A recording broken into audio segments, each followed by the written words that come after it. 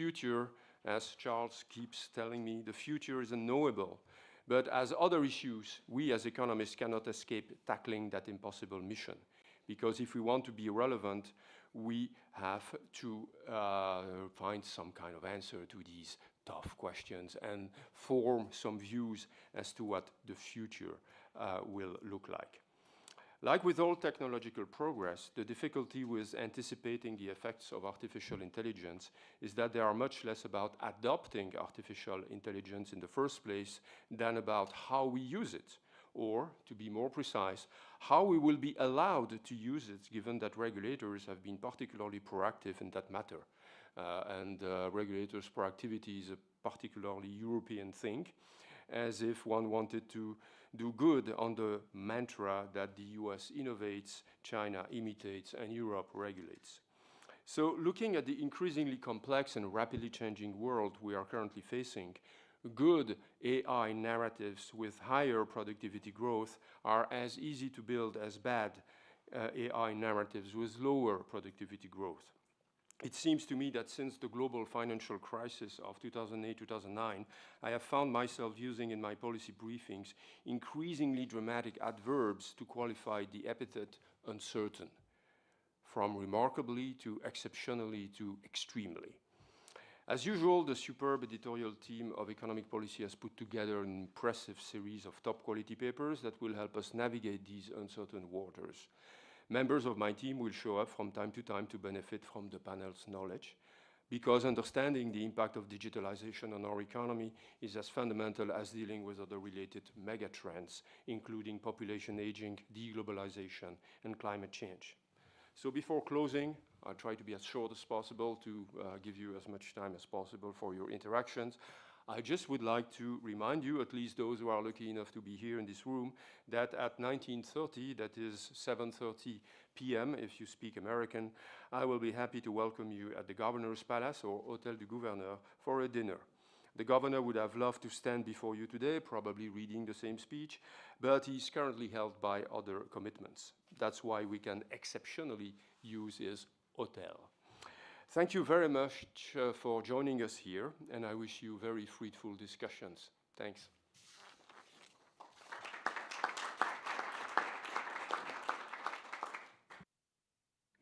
Okay, thanks very much. We're going to start in a minute, but before, Charles Wyplosz wanted to say a word about economic policy. Thank you, Isabelle, and thank you to Xavier for having generously invited us to the central bank today, even though the finances are not great. But it's up to you to lower the interest rate, of course. Okay, Clemens and I wanted to bring to you news about economic policy. There are big changes coming around, so we are both the members of the board of representing CESIFO, and I represent CPR. Normally we are 3 board members, but as you know, Philippe Martin has passed away, and he was the 3rd board member. So the first thing I want to do is to salute everything that Philippe has done for economic policy. He has been a board member. He has stepped in as managing editor recently, as we lost one of the 3 managing editors, and we needed an urgent and temporary replacement for reasons that I will accept. So first I want to recognize the considerable contribution of Philippe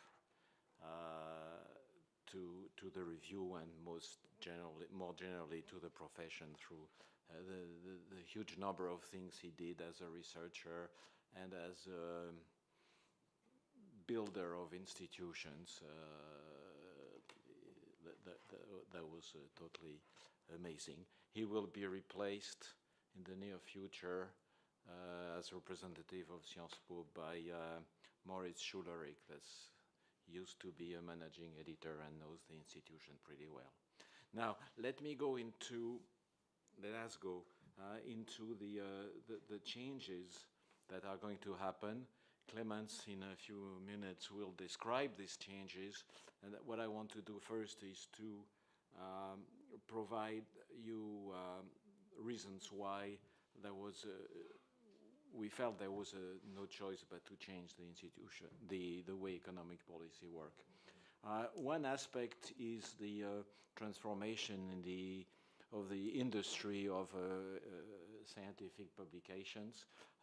As you know, legislation has been passed that will make it compulsory that most articles be open access. So you on the line, you should have, or it's already the case in many reviews, you have open access, which by and large means that the only way for publishing houses to make money or just survive will be to sell to libraries, since it will be difficult to charge others.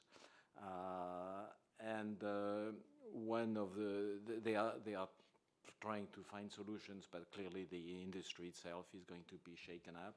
And one of the things they are planning to do is to publish more papers, because when they sell to library, they sell proportionately to the number of published papers, which we all understand is not a very good idea, but that's the direction that many publishing houses are taking. So we already faced requests to publish more economic policy papers. At the same time, we were thinking that, in fact, economic policy is publishing too many papers already. The managing editors face a huge pressure to deal with the submissions.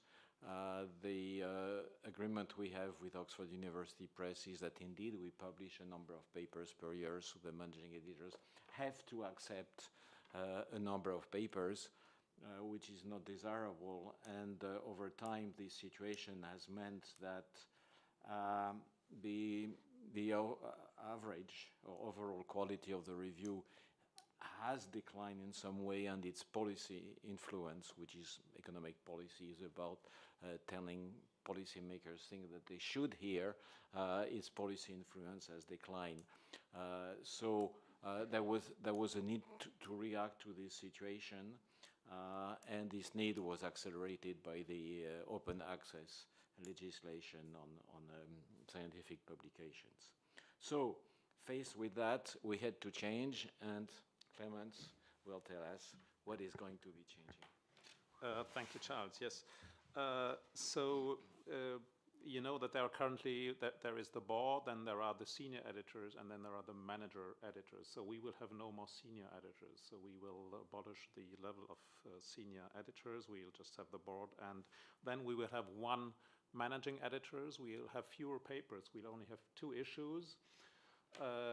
We have one Şebnem Kalemli to take over the job of managing editor, and of course we have also discussed with her where the journal should be going and how we would like to see it reformed, and she also obviously has also brought in her ideas. So there will be no more unsolicited submissions. There will be commissioned papers only.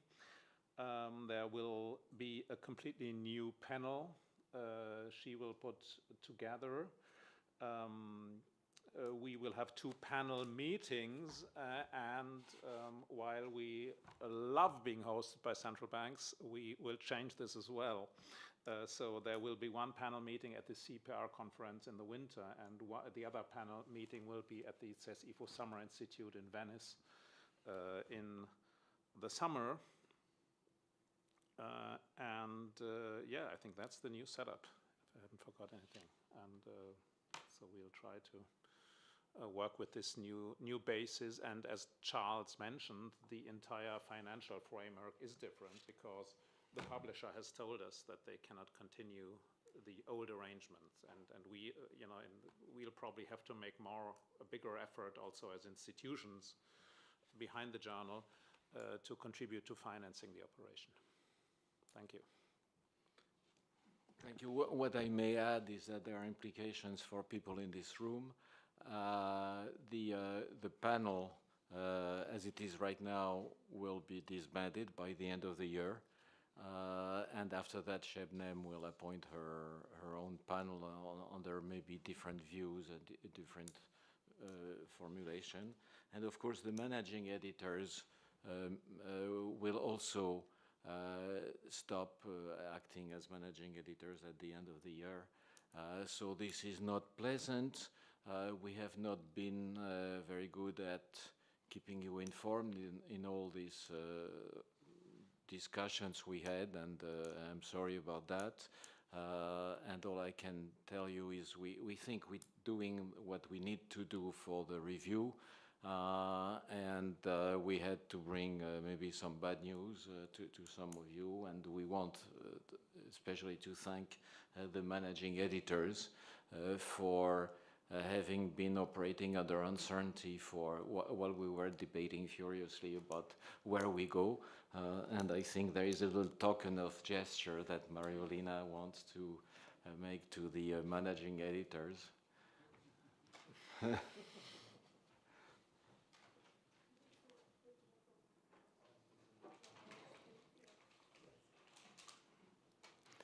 So thank you to all of you for your contributions.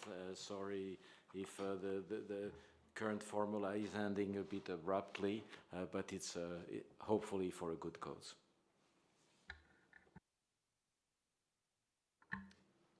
Okay, thanks very much.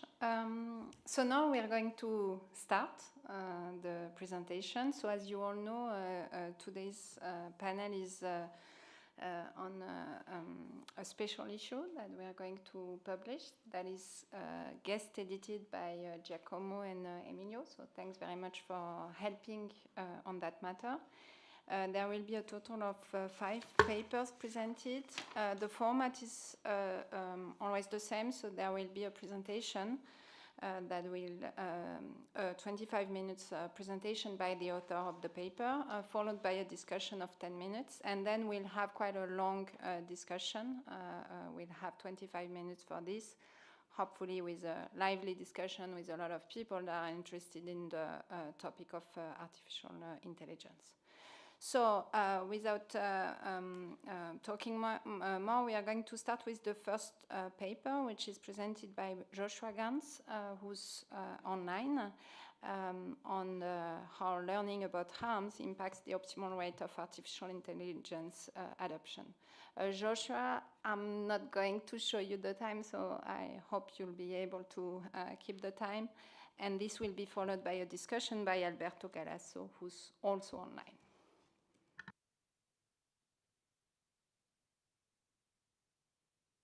Thank you very, very much for accommodating me here remotely today. Let me know if you can't see the slides. I think you should be able to see them. I'm very grateful to. I want to first acknowledge Emilio Calvano, who is responsible for this paper and encouraged me to write it. I just listened to your discussion about economic policy. Well, this is a paper that wouldn't exist but for this panel, and so I'm grateful for this opportunity to have worked on this area. This paper is a reactive paper that I'll explain at the moment, also something that is sort of difficult to do these days in economics. It was motivated by this issue. About almost just over a year ago, a letter was an open letter was distributed that was basically arguing that giant AI experiments, that is AI at scale, should be paused for at least 6 months.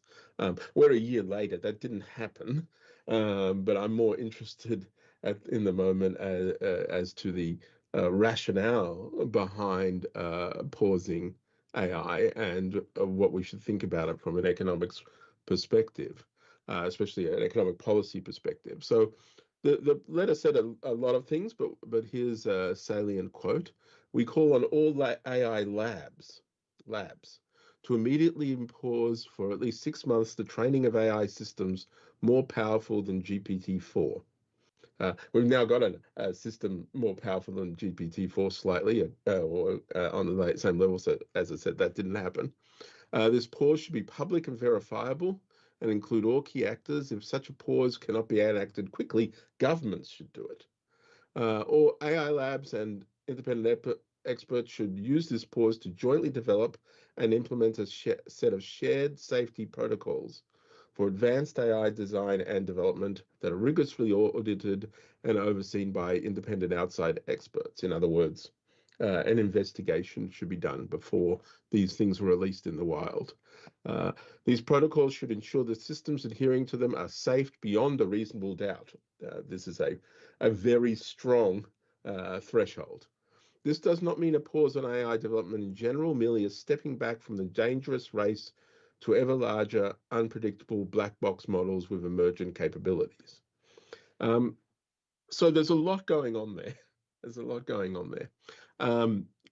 From an economics point of view, there's a few things that are somewhat surprising. I've spent a lot of time in the economics of innovation, and the chief problem that the economics of innovation is trying to address is how to get more innovation. we think innovation and technology adoption are usually good things that bring about productivity increases and allow us to stimulate economic growth. So we also have in most of the thoughts of that field that these social incentives to both develop and also in some cases adopt innovations are much greater than the private incentives. So that's the focus of policy direction. But here we have a list, and as you see here, there were 33,000 signatories saying in this one area, we should not do that. We should stop right now and think about what we're doing. And there's a lot of different levels and aspects to that, too much to go into now, but I doubt they are unfamiliar to people in this room. But it's interesting to see this. And moreover, what is also interesting is that these views do not necessarily come from sort of people outside the industry who do not understand the technology.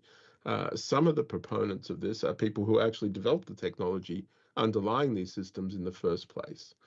So that, if anything, is a reason to take this seriously. There's a paper that they put out which gives some policymakers some guidance, not nearly enough, I'm pretty sure, but some guidance on that. But this is the bit I want to talk about, is the solid economic arguments. And Debrun, who is in the room here, and his student Todd Lensman were responsible around a year ago, I can't remember exactly when, for creating a paper, writing a paper that actually articulated the economic case for some slowdown and I guess perhaps potentially a pause in AI development of the sort that was being discussed in that open letter. And of course, from my perspective, it is certainly much easier to follow, understand, and identify the arguments when it's put down in a formal model like this. But my goal here is to sort of say, well, in that model of the rationale for it, pausing AI adoption, what are the key assumptions driving it? And are those assumptions reasonable? And should they, how do we think about policy in that area? And that's essentially my paper. There's an interesting dichotomy that a few people have observed regarding those who are stronger on the need for AI regulation to slow down AI adoption, and those who are not. And it's kind of emerged into a bit of a Toronto versus MIT. And like there's a Toronto school and an MIT school. The MIT school is a bunch of very familiar people there, including people who are a bit MIT adjacent, either BU or were previously at at MIT, and so wanted to slow it down. And the Toronto group includes, in fact, two people who are in this session who are generally pro AI and see that AI adoption is still concerned that it's not occurring necessarily quickly enough. So there's sort of like this divide that occurred, and future people can speculate on why that is. My own theory is that the Toronto team have been for the past decade very close to the startups developing AI innovations, and so I'm very sensitive to that. Whereas the MIT team has spent a lot of time worrying about workplace interactions and job implications, inequality implications of this, and that's part of the difference in focus. But my goal here is to sort of bring the two together and draw it down to some assumptions that might be their source of disagreement. So that's this paper. And what this paper's doing is it's first going to think about what assumptions drive whether AI adoption should be delayed or accelerated. And it's going to do so with a very simple model. There's going to be a focus on two factors: the way in which you learn about the potential harms of artificial intelligence, or any technology for that matter, actually, and also on the reversibility of any adoption decisions that are occurring. In other words, can you step back from it once you see that if you've discovered that there are harms? And then I'm also going to discuss briefly, if I have enough time, so some of the implications for complementary policies around the whole corpus of regulation that is AI, and that is in particular being quite aggressively pursued in Europe. Okay, so let me give you the model setup. The model setup is, it's a two-period model. Debrun's paper originally was a continuous time model with a lot of ammunition brought to it. I'm just going to pare it down to a two-period model. 2 periods, 1 and 2, discount factor between 0 and 1. The key choice variable is the rate or scale across sectors of AI adoption in each period, which is a variable X that's either between 0 and 1 set in each period. The benefits of AI in each period are B per unit of scale. So I'm not modeling the benefits, I'm just expressing them. By the way, you'll see later on, and Debrun is presenting a paper where he does the difficult task, very challenging task of trying to quantify some of these benefits and also potentially some of the harms as well. But I'm not doing anything of the sort here. There's potential damage from AI adoption, and I'm going to assume that if that damage occurs, it outweighs the benefits. It need not in reality, but to make this model be more salient, I'm going to assume that if you knew about these damages, you would not want to adopt AI anywhere. But of course you don't know.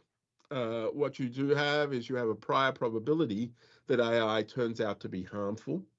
And if it's harmful whenever and wherever you use it in this model. And that probability is mu, which is between 0 and 1. What's the structure for learning? So in the paper, I put forward that one mode of learning is learning by doing. In other words, you don't find out about the harms unless you actually adopt AI in the real world. And so you choose in the first period your level of AI adoption. And I should say this is, by choose, I'm talking about a social planner here. So this paper is all about the normative goals of policy. It's not about what's happening in the private adoption, although it's not very hard to think about that in this context. A private adoption fails to take into account positive externalities and negative externalities. And Debrun's paper actually does examine that case. But I'm interested in what policymakers ought to be doing. So you choose the initial level of AI adoption, and then you've got these prior probabilities, and obviously with 1 minus mu, if that's the truth of the world, you get no harm. And if you get no harm, you go down that bottom rung there. And it's therefore, if there's no harm, you may as well, you can if you've got no indication of harm, you may as well actually just adopt as much as possible in the second period, so long as the benefits outweigh the then expected costs of AI adoption. And I say then expected cost for reasons that I'll come to in a second. If you actually do, if it is actually the truth that there is some harm of AI adoption, then you get into what sort of signal do you receive, which is the second node on the top branch. And the signal, you might get a signal that there is actually harm. And you get that with probability mu x1.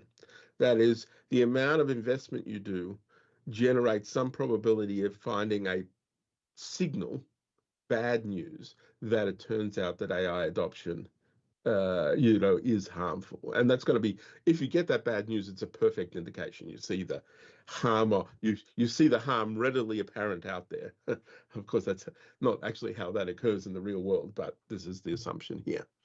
And so in that situation, if you get a signal that there is harm, in the second period, you've learned from that. So you either don't adopt anything, or you don't adopt any more AI if some of the initial adoption was irreversible. But it also could be the case that there is potential for harm and you don't see it in the first period. And that happens with probability mu 1 minus x1. And if you don't see it in the first period, it's as if it wasn't there. So you're in the same sort of node and same sort of decision context where you've updated your beliefs about the probability of harm based on not seeing any harm in the first period. And obviously, that's kind of good news. No news is good news. So you'd think it's less likely that harm could occur. And so in that situation, you might choose to adopt if the benefits outweigh the new expected harm there. And the point about this is, in other words, harm can be, if you see the harm, you can observe the harm and take it into account. If you don't actually see the harm occurring, it might be a slow burn or something like that. It might just not be apparent to the policymakers because of the signal. You're confused. Is there really no harm, or could there be harm, but I didn't see it? And so that's what the policymaker's looking at.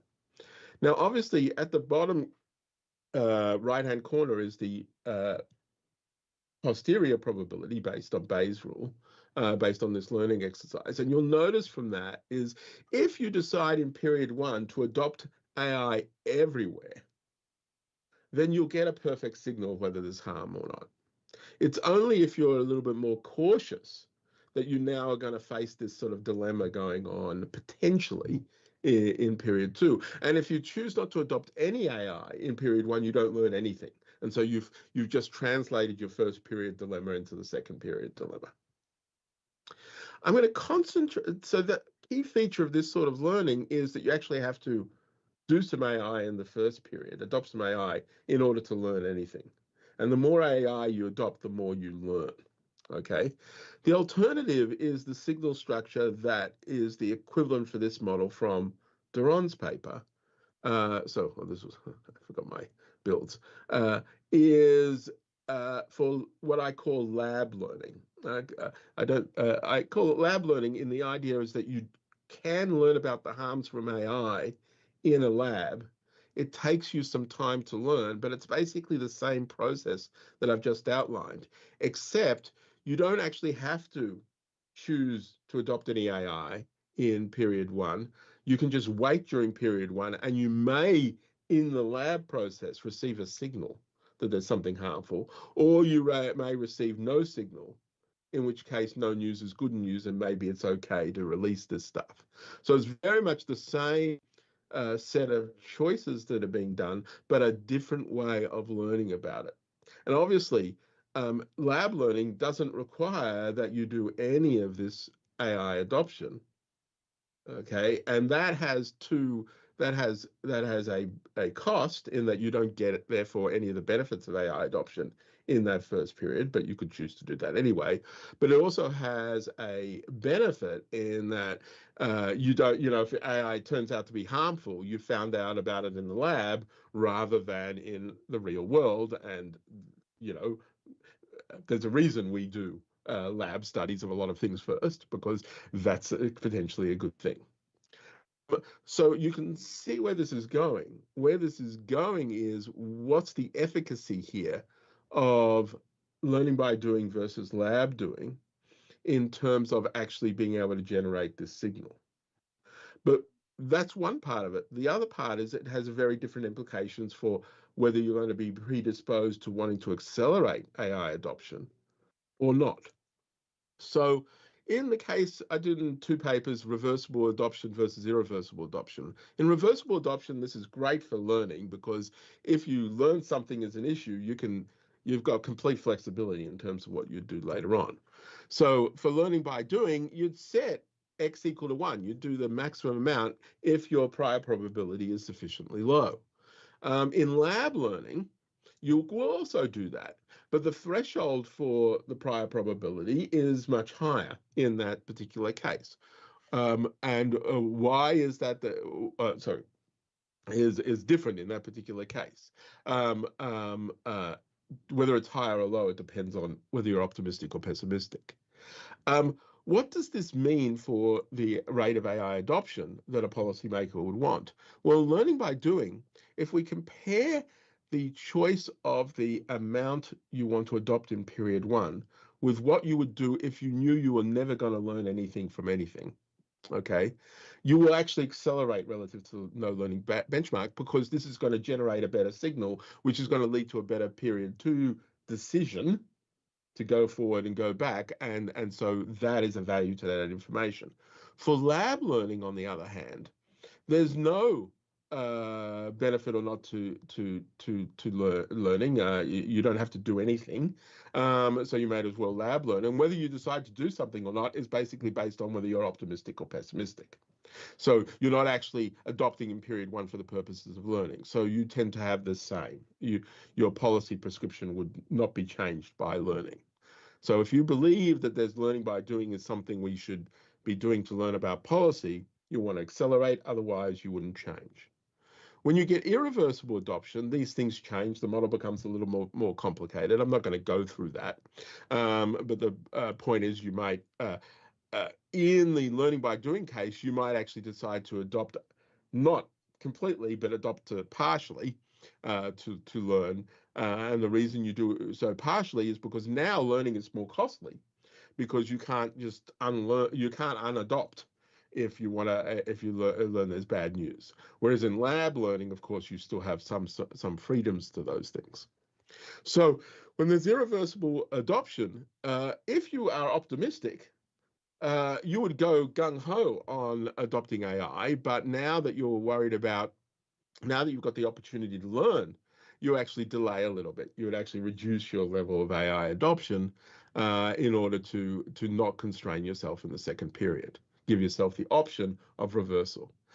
Interestingly, if you are pessimistic, that is, if you thought AI was going to be harmful, under learning by doing, when it's irreversible, you actually bump up relative to the no learning case and accelerate in that situation. Again, it's because you want to learn something to do something properly in period 2, because otherwise you are left with not doing anything in period 2. It's your only opportunity to take the rewards of AI if it turns out there's not much evidence that it's harmful. For lab learning, we get the Acemoglu-Lensman result that you will delay if you're optimistic, and you'll be the same if you're pessimistic in terms of lab learning. So lab learning, when it's irreversible, that's a good case for lab learning. You wait and you learn in the lab rather than potentially constraining yourself in terms of AI adoption. Okay, so there are some complementary policies that I'll put forward in the last, I believe, 3 minutes that I have. I'm going to keep on time. You'd want policies to, improving learning is a good idea. You'd actually, if you could do it, if it's very quick and efficacious, lab learning is something that's quite preferable. And I see this embedded in the EU AI Act.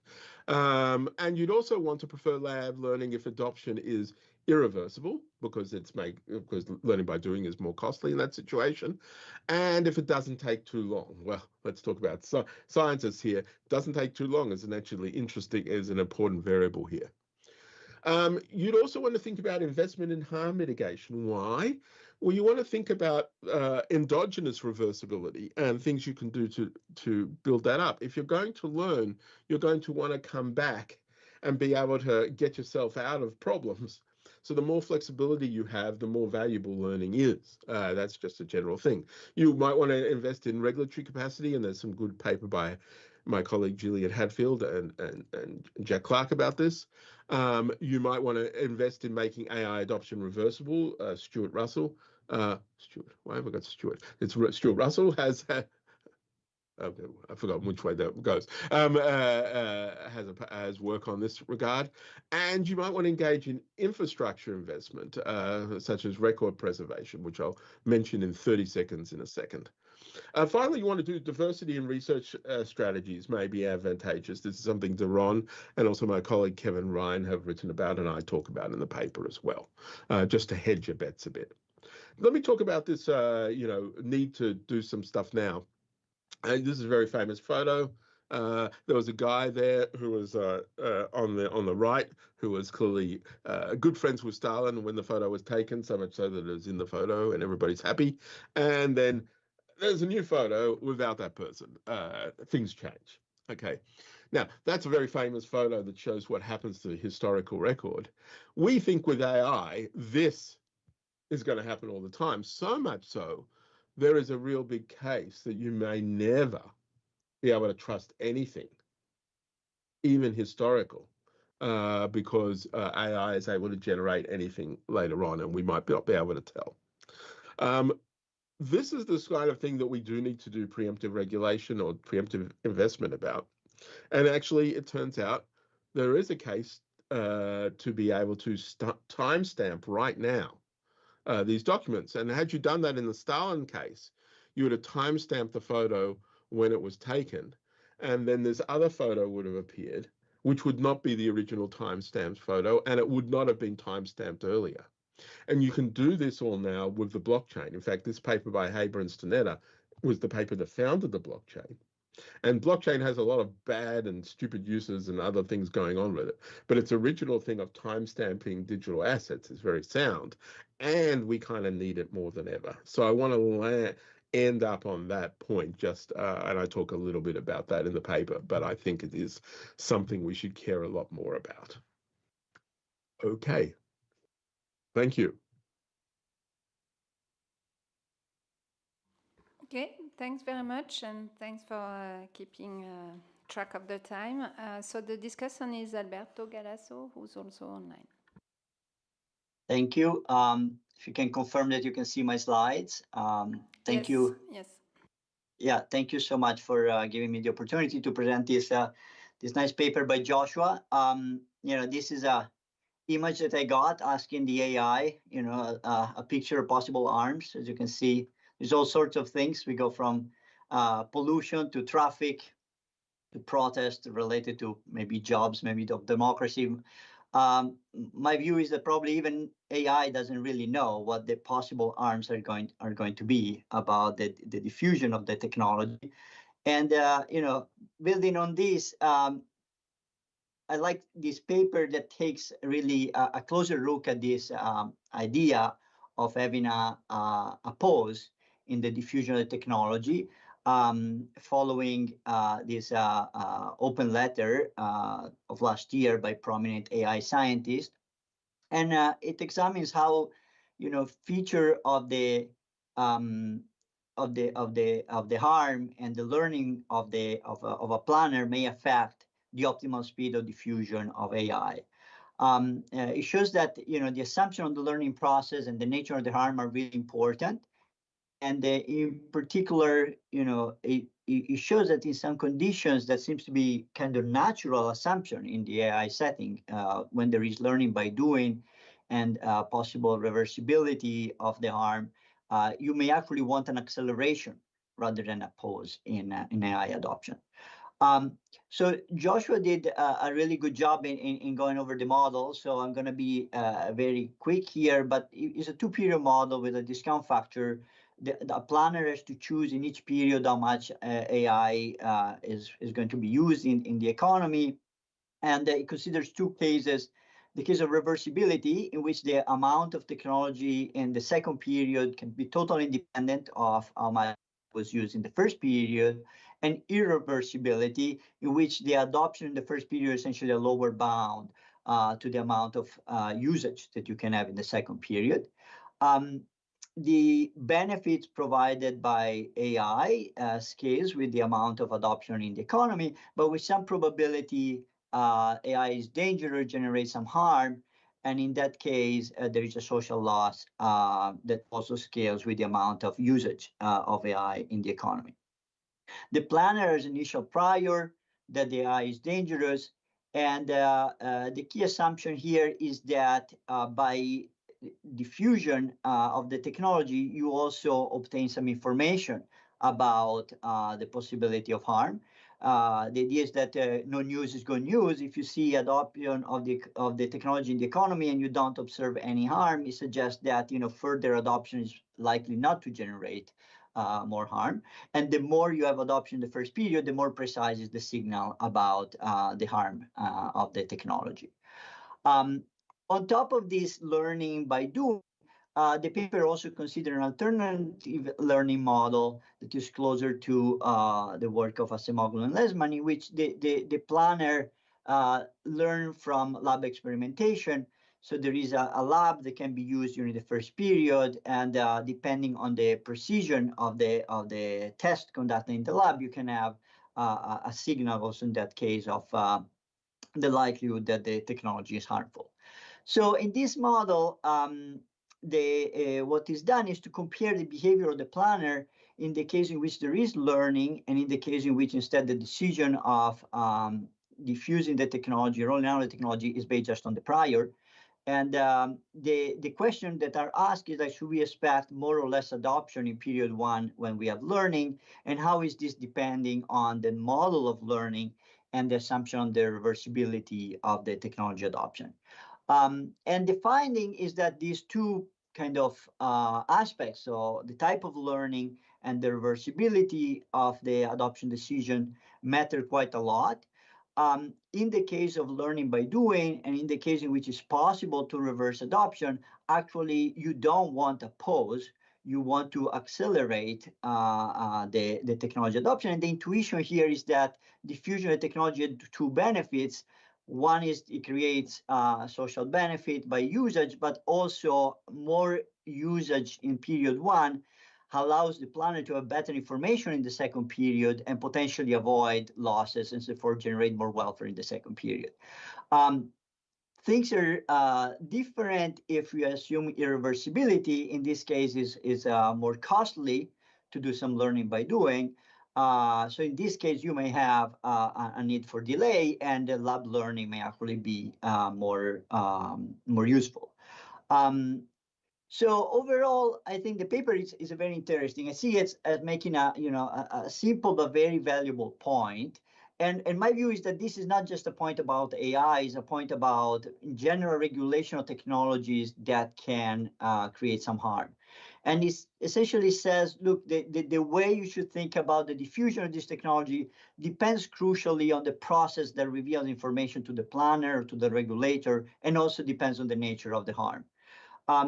The model is a very simple model, and I think this is a positive thing in the sense that these type of issues are discussed by people in all sorts of disciplines, like you have law scholars, innovation scholars. So having something that is accessible can be actually very useful. And my comments are mostly on trying to enrich the discussion of some of these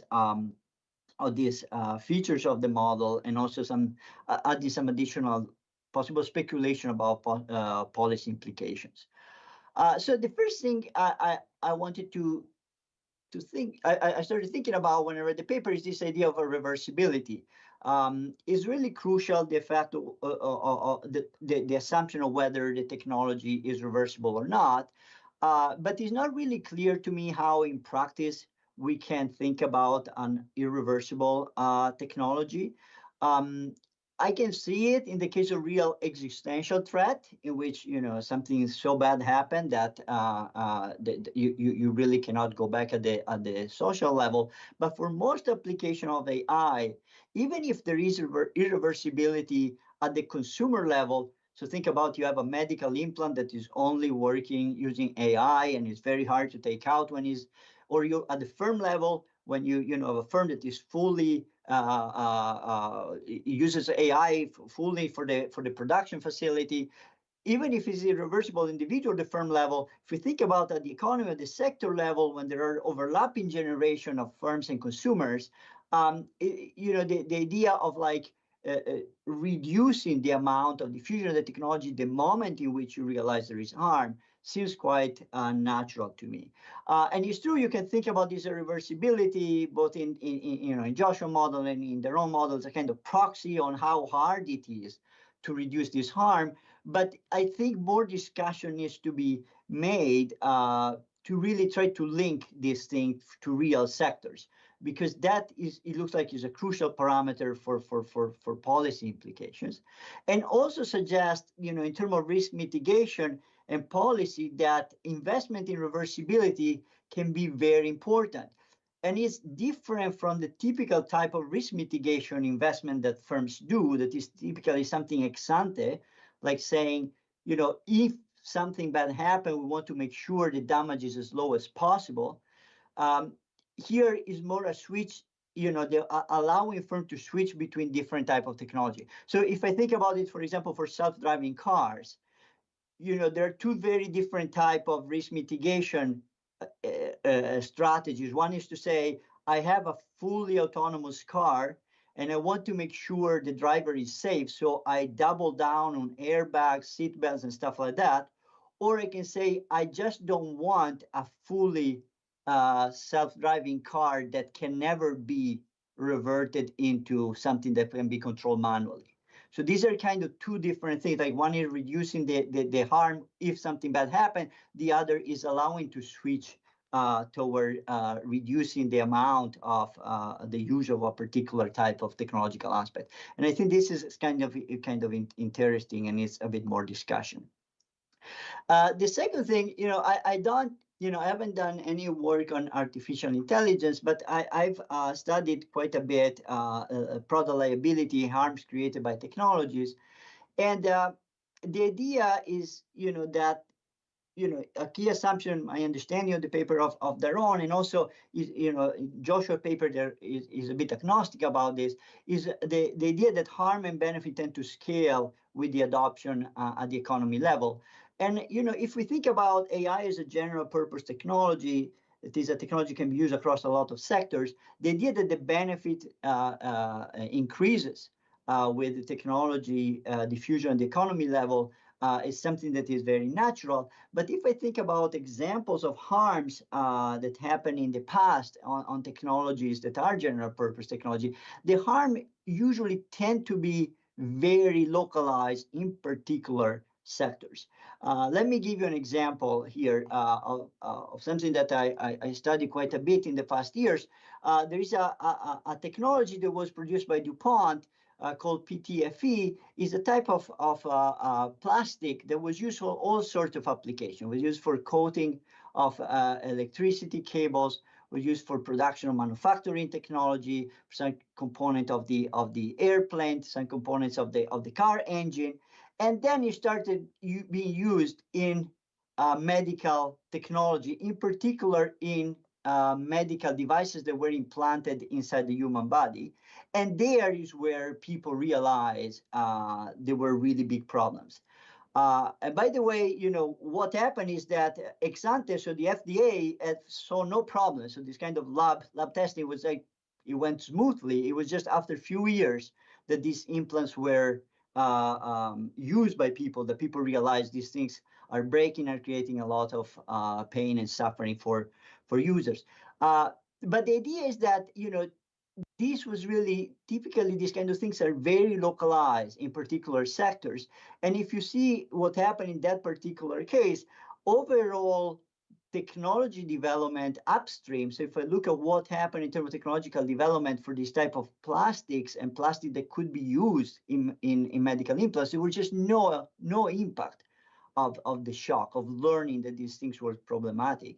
There was just a huge negative impact on innovation in the medical space, especially for technology that were kind of implanted inside the human body.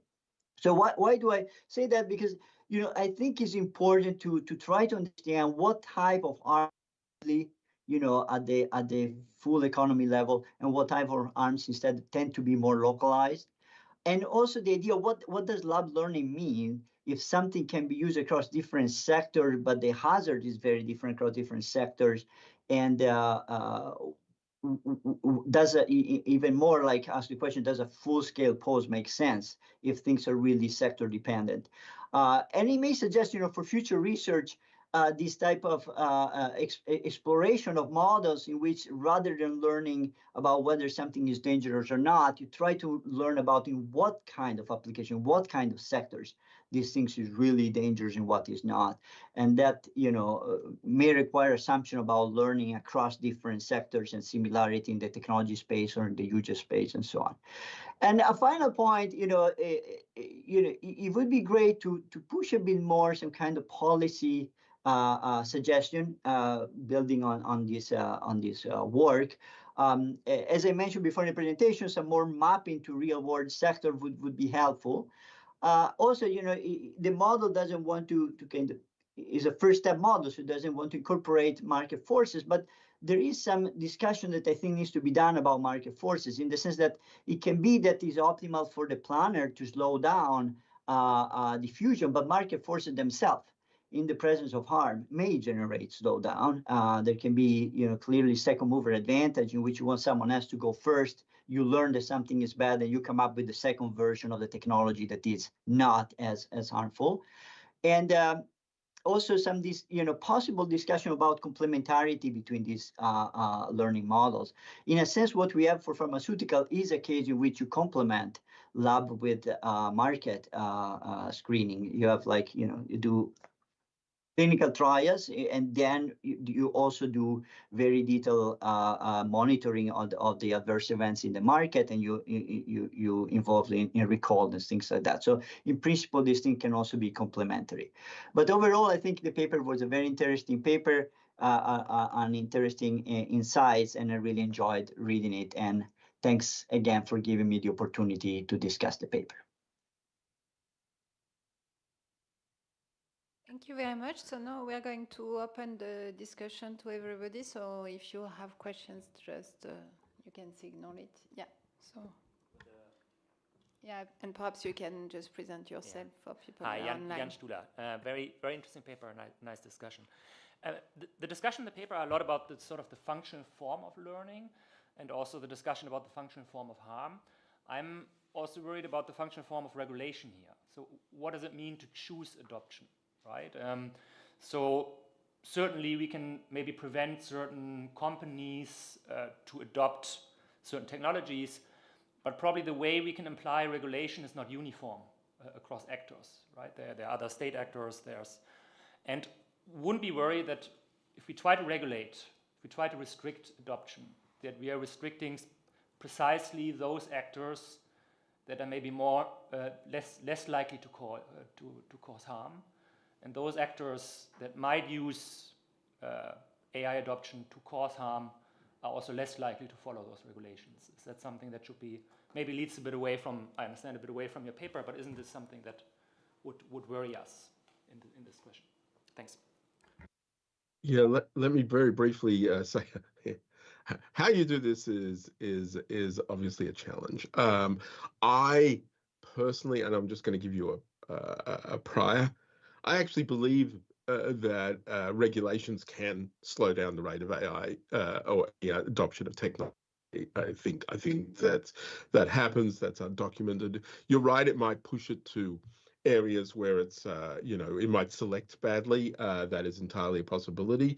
But at the moment, I think that what was being discussed was efforts and things that were being done by non-badly motivated people, just by general commercial forces. So I just took it on that basis, that was the case, because I really think there was an open issue about what the attitude of policymakers should be when they get to the table to think about what they're doing. The first section of the act, what are we trying to do here? was still very open, and it's something that we need to study and do. But I agree, all that other stuff, definitely an issue. Okay, we have Darren online. Thank you, Isabel, and thank you, Joshua, for this very nice presentation. So, it's Joshua and I have been part of these debates. In fact, if Joshua and the Economist magazine did not exist, I would have had to invent them to keep me honest. But I think Joshua is more thoughtful than the Economist magazine. So and this is a very thoughtful and useful paper. I mean, at some level, it's obvious that if you cannot learn much without doing adoption, that's going to undermine the kinds of regulations that the letter you're referring to, Joshua, had, for which I'm a signatory, although I didn't agree with much of what was in the letter, but I thought that was important. But I guess the issue is in mapping your two models, one of them much more similar to ours, is whether with the existing capabilities of generative AI, we already have adopted enough to see the harms or not. So in some sense, do we need, yet more, deep fakes in social media and more manipulative ads in social media to find out what the harms are, or knowing what we know and the capabilities of large language models and Gemini, we can already start thinking about regulations that will slow down learning because of the things, but there's still a lot of information that we can have. So I guess that's the one challenge in saying that if you don't do any mu, you're not going to do much learning at all. Well, you and I have been around this table a lot. I personally feel I'm a little outgunned, and I'm looking forward to AI being able to assist me in research to keep up with Debrun. But nonetheless, I agree. Actually, well, there are rates of learning on these things. I mean, obviously, the deep fakes and the misinformation and stuff, as I sort of alluded to at the end, I think that's one where we have to be taking it very seriously, certain things that be done. And in fact, there's a clock ticking that we need. If we're going to preserve the historical record, we can't wait a decade to do that. We have to actually do that now. And those things aren't being talked about nearly enough, it seems to me. But at the other side of it, I am concerned about the impact on Alberto put this nicely about these different sectoral impacts. Okay, so I wouldn't want LLMs constrained in such a way that impeded the good things that I think LLMs can achieve in, for instance, education, or the good things AI elsewhere can achieve in medical research, which medical research is an area. And I'll just advocate it to this thing. We have a new book with myself, Ajay, Avi, Govhub, and Catherine Tucker on the economics of AI healthcare challenges. And there are so many regulatory challenges standing in that way that I don't want to add another thing, nor do I want to make people too nervous about what AI can do in general for that thing. So there's this delicate balancing act going, and it's exactly as Alberto said, getting to the general nature. What are we putting in these overarching acts, such as the European Act that's trying to deal with AI, that may have the unintended consequences of harming the places where we still can learn and we still have large benefits from AI, in order to sort of slow down some of the other ones, which, as already was mentioned, it's not even clear it can necessarily do. And so that's the tension that I see here. But the thing that I wanted to bring about, I don't think we're thinking about how we learn enough in the policy realm. For instance, the EU Act already identifies places where we already think it's too risky and we're going to put in regulation in it. And now I look at that and say, that's broadly sensible. A lot of those are places where regulation already occurs, such as in medical devices and things like that. No one's suggesting we should roll out that in some unregulated fashion just because it's AI. But so they're already making some assumptions. They've already decided that they've learned, or they've decided that they're prior to this and that they won't learn in these other directions. What does that mean? The second part is we don't think about enough about irreversibility and really that consequence of it. And that, so even in the case of deep fakes, this is a great area. Lots of problems occurring with that. You can see issues that occur. What are the problems that arise, though, in equilibrium? In equilibrium, do we get a situation where people are getting harmed by deepfakes? Do we get a situation where people don't trust anything at all because they think it might be a deep fake, and so the harm goes for legitimate information?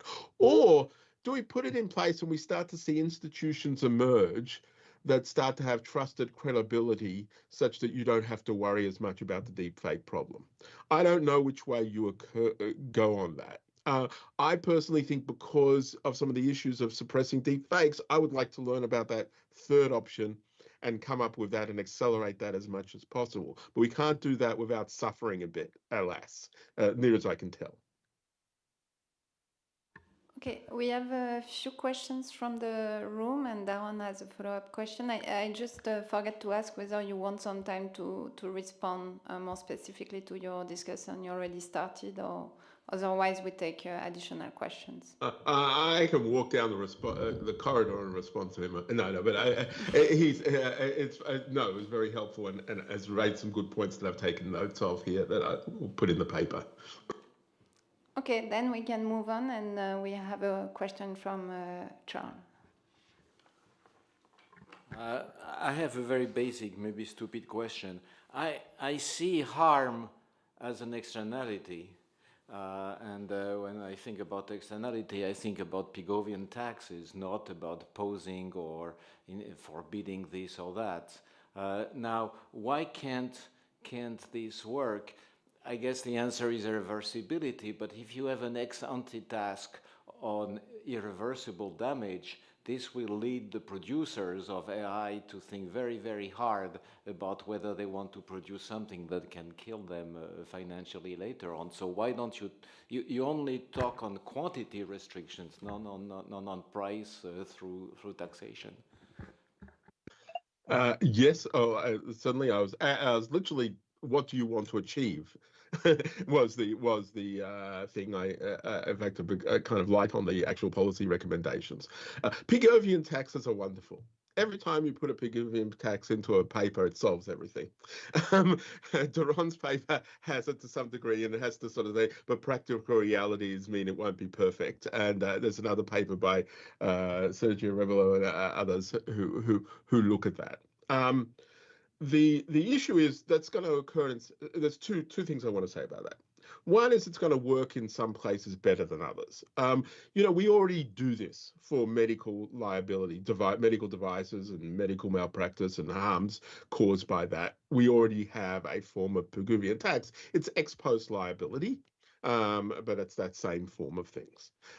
People are, with regard to some incentives for misinformation and stuff, and I think Debrun has done this, is that some of the advertising-based business models have concerns with that. So we think about taxes on advertising as a way of indirectly doing that. But I see that more as a slow-down mechanism than really internalizing the externality in the way that that we normally talk about that. But that's a final thing. But finally, look, the biggest, when you introduce something harmfully, and Alberto mentioned Google's Gemini. Google's Gemini has been sort of withdrawn from the market kind of on image generation because it generated things. It generated, you could call it misinformation, or that no one was fooled by it. No one believes that there were, African Nazis fighting in World War II, which was what was being generated by that stuff. I don't think that was the issue. But it did harm to Google's brand.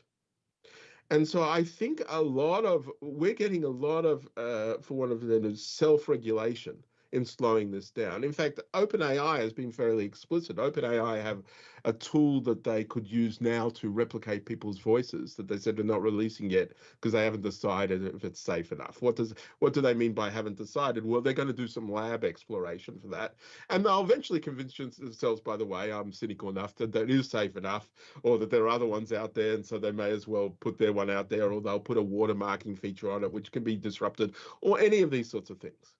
But the idea that there are no private incentives to slow down this is false. And in fact, it's precisely because big tech companies have market power and therefore concerned about the loss of brand value, because that even with a monopolist can do so, that they're going to be more prone to do that than startup firms. So it's I'm kind of like, one of the rationales for competition in this sector is to actually stop that, to put some more experiments out there in the market that I would like to see. Okay. Okay, Giacomo. Yeah, thank you. Thanks a lot, Joshua, for the paper, and Alberto for the discussion. So we are here in Brussels, and it was already mentioned the Artificial Intelligence Act, and I would like to ask you a little bit to elaborate, Joshua, on the act. Let me read the act, which is 150 pages. No, so let me summarize the act with ChatGPT in 3 lines. I asked, and this is the outcome. But I would like to ask you to see the act through the lenses of your model. For AI application identified as high risk, the act mandates strict compliance requirement, including accuracy, cybersecurity measures, transparency, provision of clear and adequate information to the users. It also requires the system to undergo rigorous testing and validation before deployment. This is the AI Act in 3 lines. So how would you fit in the model? So I think the AI Act is asking people to do more before adopting AI or releasing AI products. So it's definitely in the let's slow this down a bit space is the general thrust of it. So in that respect, I'm sort of reacting to that and saying, "Ooh, this is premature," is sort of the thrust of my discussion. However, when you go through that AI Act, it's very hard to disagree. Like, it's good to know what if you can know what the consequences of these things are. If you can think about cybersecurity harms. If it's in the high risky medical spaces, we're going to be more scrutiny there. So don't go and do that. So overall, you can sort of look at that. However, my concern also with always these, let's put it, the European omnibus acts, the acts that are sort of very wide, ex ante and before before some of these things occur, implementations, is that they tend to not make a difference to anything that large firms are doing, but make a huge difference to what small firms might be doing. And in that regard, I'm worried about what we are missing out on, because it might be creating those frictions. Now, obviously, from a global point of view, it's not an issue because it's only in Europe. But I look at Europe's startup space and other things like that, and I look at the regulatory schemes, and we've already seen this with GDPR, and I worry about that aspect. So in other words, I would love to see some stuff in there, and maybe some of it is already in there and I haven't kept up to it, about the size of the business or the size of the thing when you have to start complying, or how that might address that set of issues, which I don't think gets enough discussion. Good. Darren has another question. Yes, thank you, Isabel. So one issue that you brought up, Joshua, is something I wanted to comment on, but then I didn't want to go on for too long. But I think it's a very important thing, which is, if actually you start thinking along these sorts of models, which I think is very useful, then the optimal thing often will be small-scale experiments. Like in the space of education, I don't think that any easy parameterization of a reasonable model would give you release ChatGPT on, hundreds of millions of students without knowing what they're going to do. First, choose a couple of pilot schools, etc. And I think, and then learn what's going on in the pilot schools. And I think the reason why I would say I was on the side of the letter is precisely because I think not that I thought 6 months would be enough or that they would actually adopt it, but I think before large-scale adoption, small-scale experiments are probably very useful when you're dealing with these types of very new technologies. And I think that would not push in the direction of what you're saying, but that's a different set of models and different set of issues. That's fair enough. I mean, this is our usual scientific approach to to things, if you can. As I said, I think that the tension here is less about the theoretical understanding and agreement in the models that, when we lay out parameters, that's the whole benefit of it. It's sort of how does this translate into policy and the real effects. And I look, I'll say this. Let me say, not quite tongue in cheek. What Europe is embarking upon now is a large-scale policy experiment. Now, you wouldn't do that. I think I said at a previous conference that Debrun would remember, was that is, look, if you want to do policy experiments, small scale. Pick a small country like Australia or New Zealand or something like that to do these policies. Or you've got the whole of Europe, do one of them countries. I think the most, concerned. Germany was concerned about privacy. Do it there and then measure. So this large-scale experiment is also the same sort of thing that we would be concerned about. So in that, it carries over to the policy space is all I'm going to say. Emilio had a question as well. Hey, Joshua, nice presentation. Thanks for contributing. I wanted to touch on this assumption of irreversibility, which is very important in your model. And I think it connects with this debate about whether AI should be open versus proprietary. The idea being, that if it's open, then you might lose control over it, and therefore, once it's out there, it's kind of irreversible. And then this is a market outcome, right? So Meta decided at some point that to gain an edge over OpenAI, they really needed to make this open. Maybe this would kind of allow them to have a higher market share and so on. I just wanted to hear your take on this in connection with your work.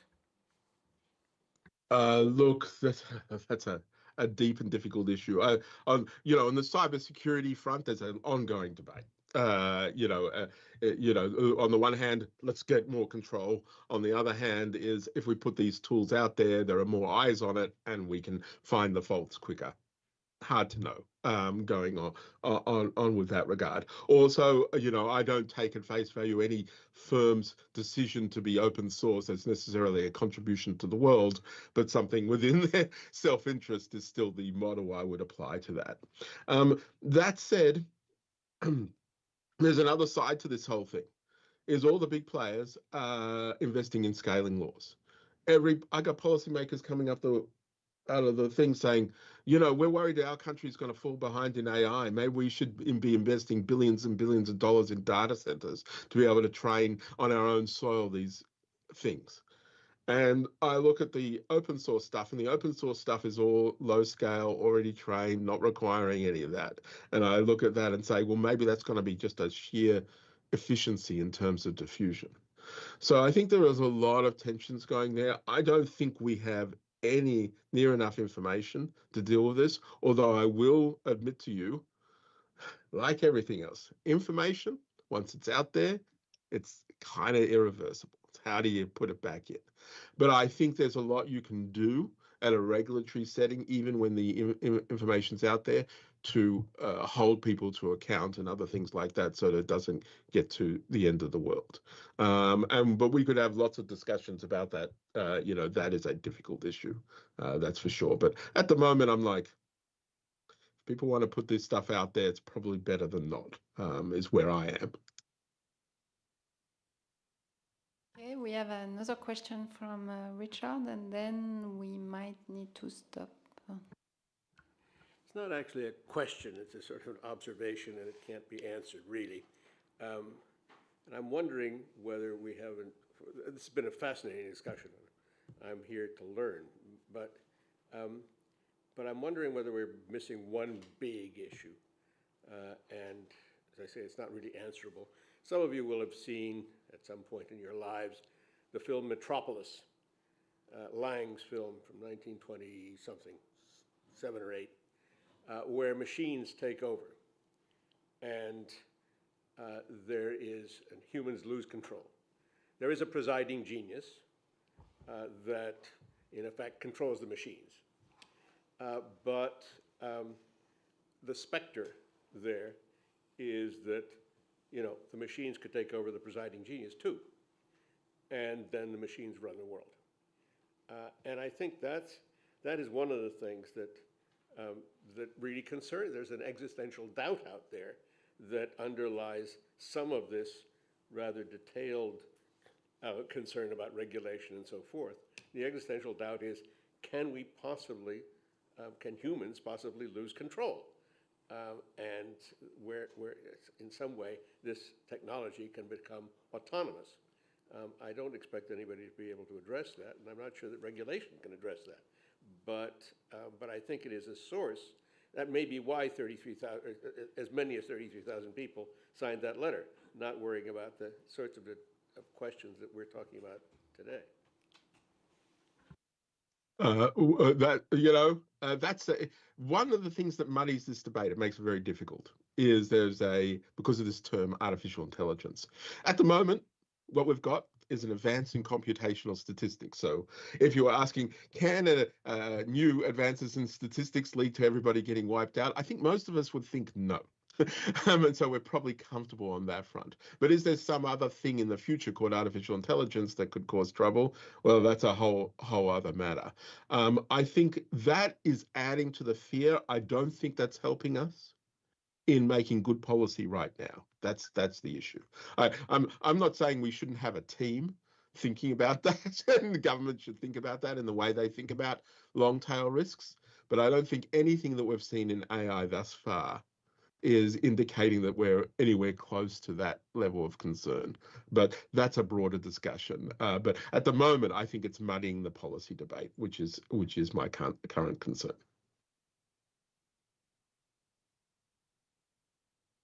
Okay, very good. So we are now going to move on to the second presentation by Joseph Harrington, who's also online on economic test for an unlawful agreement to adopt a third party's pricing algorithm. Okay, good afternoon. Let's see here. Let me share my screen.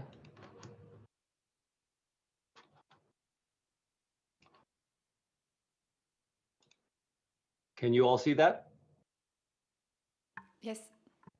Okay, excellent. Well, I'm going to ask you all to shift gears a bit from concerns about the end of the human race to whether people might be paying too high a price for a product or service. So the particular issue I'm going to be looking at is algorithmic pricing. This is something which really preceded AI, but AI very much kind of influences it, particularly moving forward. Now, the first thing that we realize is that there are a lot of potential efficiency advantages from having algorithms set prices. They can respond in an automated fashion to high frequency, for example, demand information.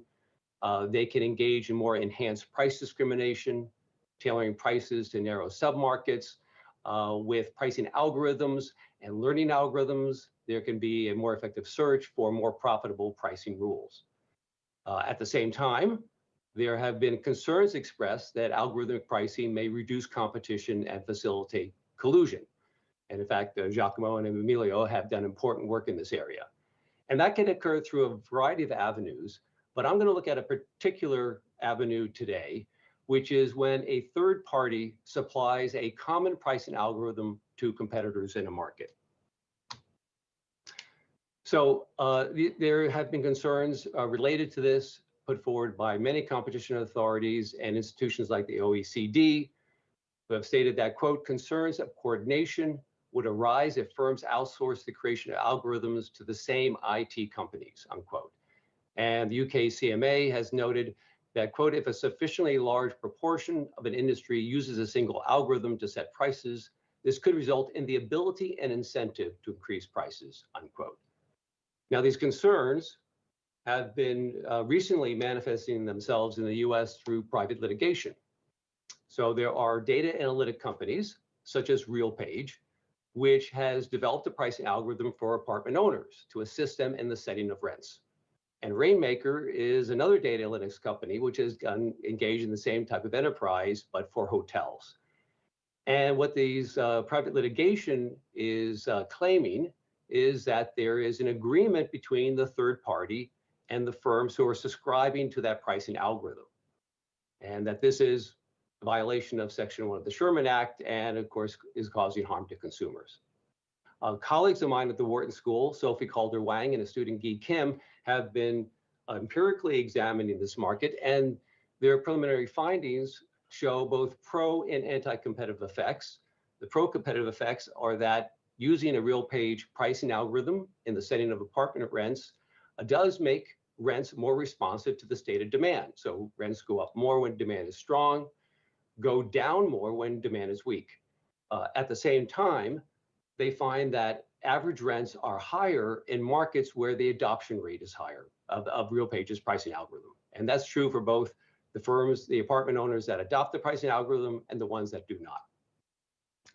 This litigation has led to recent proposed legislation in the US Senate just a couple months ago, 2 acts, the Preventing Algorithmic Collusion Act, and then one which is specifically targeted at the rental housing market. And again, kind of in a nutshell, what these acts are seeking to do is to prohibit a third party from using non-public competitor data to set the price of a firm that subscribes to their algorithm.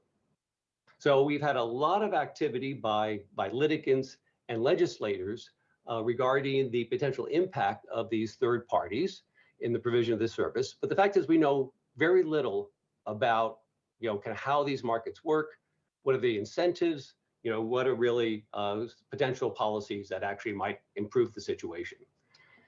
And so that leads me to the research I'm going to present today. And so there's kind of 2 questions I'm posing. The first one is, when do competitors adopting the same pricing algorithm actually cause harm to consumers? And to get at that question, I want to understand better about the incentives of a third party, because that's fundamentally what's at work here, which is, we're not concerned if an individual firm designs a pricing algorithm and engages in algorithmic pricing. We're concerned when a third party does that and sells that pricing algorithm to competitors in a market. So we need to understand, how does the design incentives of a third party differ from those of an individual firm, to get at the question of, well, when is there actually going to be harm? And then there's the more the legal question, which is, when is this a violation of competition law? And that's very much an open question.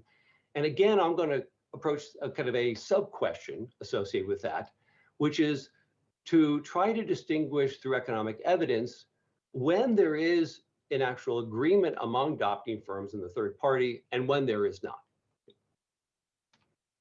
So let me get into the model. It's going to be a very stylized model of a complicated market, but I think it will be useful for, once again, getting a better understanding of the incentives. And so I'm going to be modeling the design decision of a third party, and doing so under 2 scenarios. One is when the firms make independent adoption decisions, and the other is when they make coordinated adoption decisions. That is, they have an agreement to all adopt the algorithm, and this agreement is potentially in conjunction with the cooperation of the third party. And that's something that would be illegal. And with these, and analyzing these 2 scenarios, I'll be able to come up with a test for an unlawful agreement. This work that I'm presenting builds on a recent paper that I published in Management Science. So what we have here, we have a continuum of firms selling symmetrically differentiated products. So I think this approximates something like an apartment, kind of a market for apartment rentals. It's a big area. There's many apartments, but there is a lot of differentiation. Each firm has a demand function, which depends on this demand intercept, which is going to be rather important. depends on its own price and the average price of all the other firms in the market. Now, this demand intercept A is capturing the demand state, and it has a distribution G, and we can interpret this in two different ways. So to be clear, this is a static model, but one way is that A is capturing the intertemporal variation. So if the firm can condition price on A, you can think about this as conditioning price on potentially high frequency demand shocks. We can also think about this distribution G as cross-sectional. That is, it's a collection of markets, in which case when price conditions on A, this is a situation of price discrimination where you're tailoring the price to different submarkets. Now, the key assumption here, or certainly one of the key assumptions, is that firms cannot condition their price on the demand state, on that demand intercept A. That's what the third party can do. That's the advantage, the expertise that they bring to the table. So a third party can design a pricing algorithm, phi, which maps from the demand state, set of demand states into prices. And they're going to design this pricing algorithm to maximize the revenue or profit. There's no cost here, but you think about maximizing the revenue from selling it. And what's really important is that they're going to take into account the fact that they're going to be selling this pricing algorithm to competitors in a market. And so the pricing algorithm is going to be competing against itself. And certainly you would think that that's going to make it inclined not to make the pricing algorithm too aggressive, because of the fact that's going to lower the profits that will be generated by the pricing algorithm and ultimately lower the fees that they can charge for it. But that's the real question here. If the third party takes into account the fact the pricing algorithm is going to compete against itself, does this result in super competitive prices? So in the management science paper, I go into the design, kind of overall design problem of the third party in more detail. Here, I'm just going to provide an overview of it and focus on, in some sense, a sub-problem to it, which will be sufficient to kind of get at the incentives of the third party. So what we have is phi is the pricing algorithm that the third party is going to be selecting. F is the fee they're going to charge for the pricing algorithm. Theta is the fraction of firms that adopt it, which you would think about being endogenous, but we're going to actually take that as exogenous, and I'll comment on that in a moment. WTP, this is the willingness to pay of a firm to adopt the pricing algorithm fee when they expect theta firms in the market to adopt it, and they expect the non-adopters to set some common price P, which is going to be a uniform price, because recall that if you're a non-adopter, you cannot tailor price to the demand state.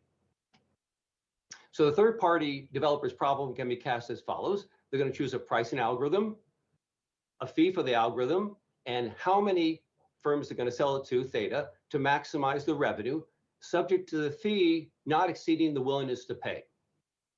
Now, it's a fairly straightforward to show, and this is what's kind of shown in the management science paper, that you're going to set the fee equal to the willingness to pay, and then you're going to design the pricing algorithm to maximize that willingness to pay.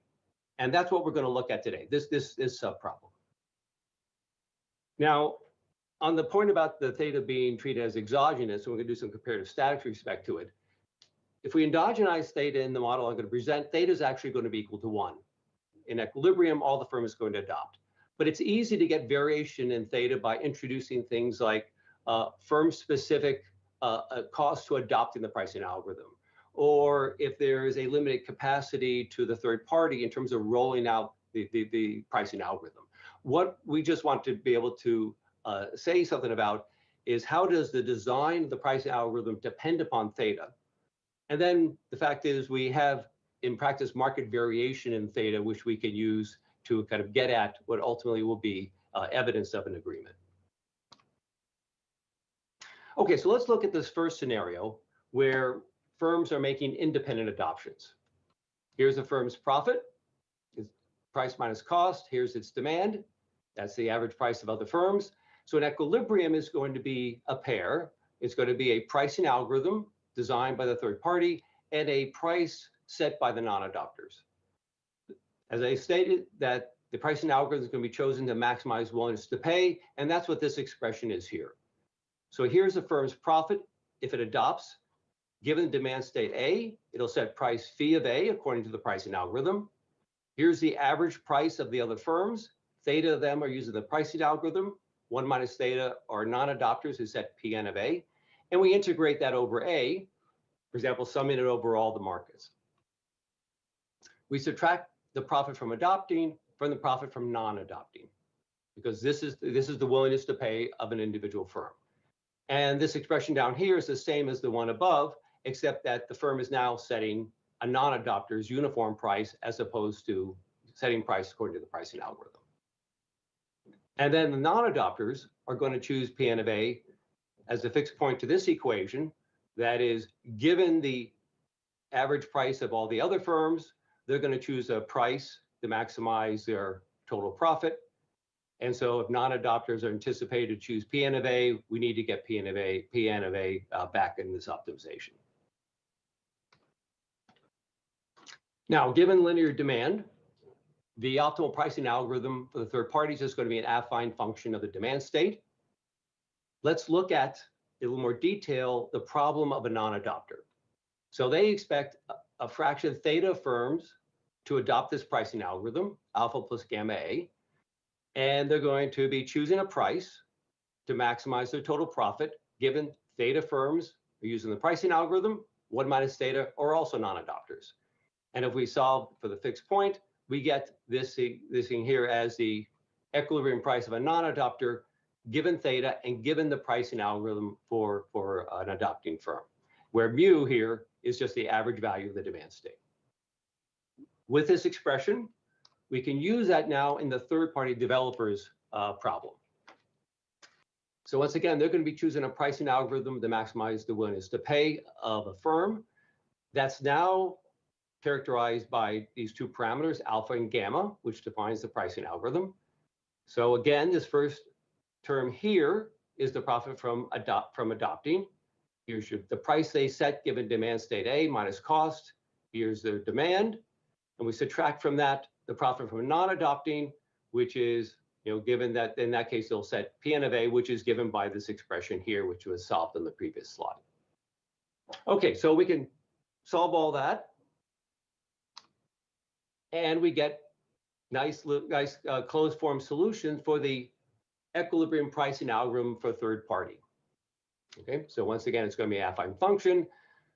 The intercept takes this value, depends on demand and cost parameters, depend on the average value of the demand state, depends on theta, and then we have the slope parameter, how it's going to respond to the demand state A. Now, what I want to look at here, which is going to be relevant to addressing that question of, does the third party result in super competitive prices? I want to look at the average price. That is the expectation of this thing here. So what's the average price of an adopting firm?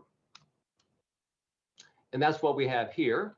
And so now this is just alpha, the equilibrium value of alpha, the equilibrium value of gamma. We take the expectation with respect to A, that gives us mu, and we kind of simplify that, and we get this expression here. Now, there's two kind of important properties of the expression. First of all, it doesn't depend upon theta. That is, the average price of an adopting firm doesn't depend upon what the adoption rate is. And furthermore, what this thing is, this is the average price that would be set by a firm if it was to design the pricing algorithm itself. That is, we would just look at a Nash equilibrium where each firm is able to engage in price discrimination. So what we're finding here is under independent adoptions that there is no super competitive markup.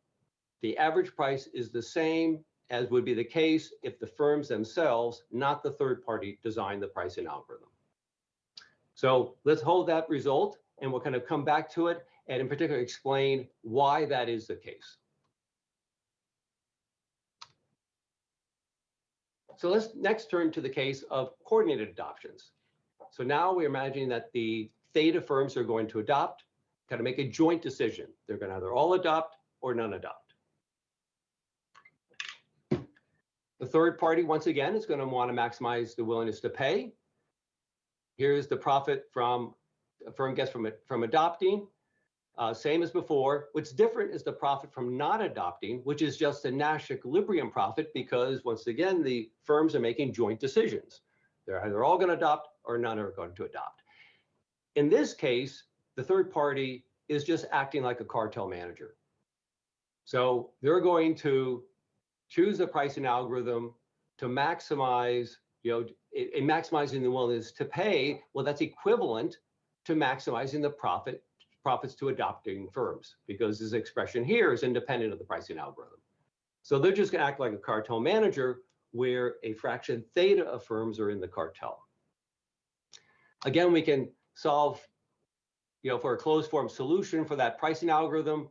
We're not going to get into this, but we once again want to just look at the average price. Just take the expectation of this with respect to A, and that's what's done here. And we look at how does that change with regards to the adoption rate, the fraction of firms in a market who are adopting the pricing algorithm. And we see that that's increasing in theta. This is not at all surprising. This is just saying that given the third parties acting like a cartel manager when there's coordinated adoptions, this is just saying that when the cartel is more inclusive, that is, a higher fraction of firms are adopting or in the cartel, that the third party is going to set a higher price because there's fewer firms outside the cartel to undercut it and thus undermine their kind of strategy to prop up prices. Okay, so what we have thus far can be summarized on this slide, and we're going to spend a fair amount of time here because this is where we're going to kind of explain where, in particular, the results for the independent adoptions are coming from, and we'll use that, once again, to develop this test for an unlawful agreement. Okay, so what do we have in this table? So what we looked at thus far is the following. We look at the case when a third party develops a pricing algorithm. And we looked at when the adoption decisions are independent, we call that pricing algorithm P superscript I, and when adoption decisions are coordinated, and then that's P superscript C. I also have in here the case of when the firms individually design the pricing algorithm, and their decisions are necessarily independent, and that's going to give us the pricing algorithm PF.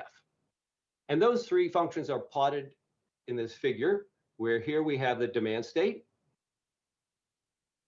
and here we have price. And let's first of all look at PF.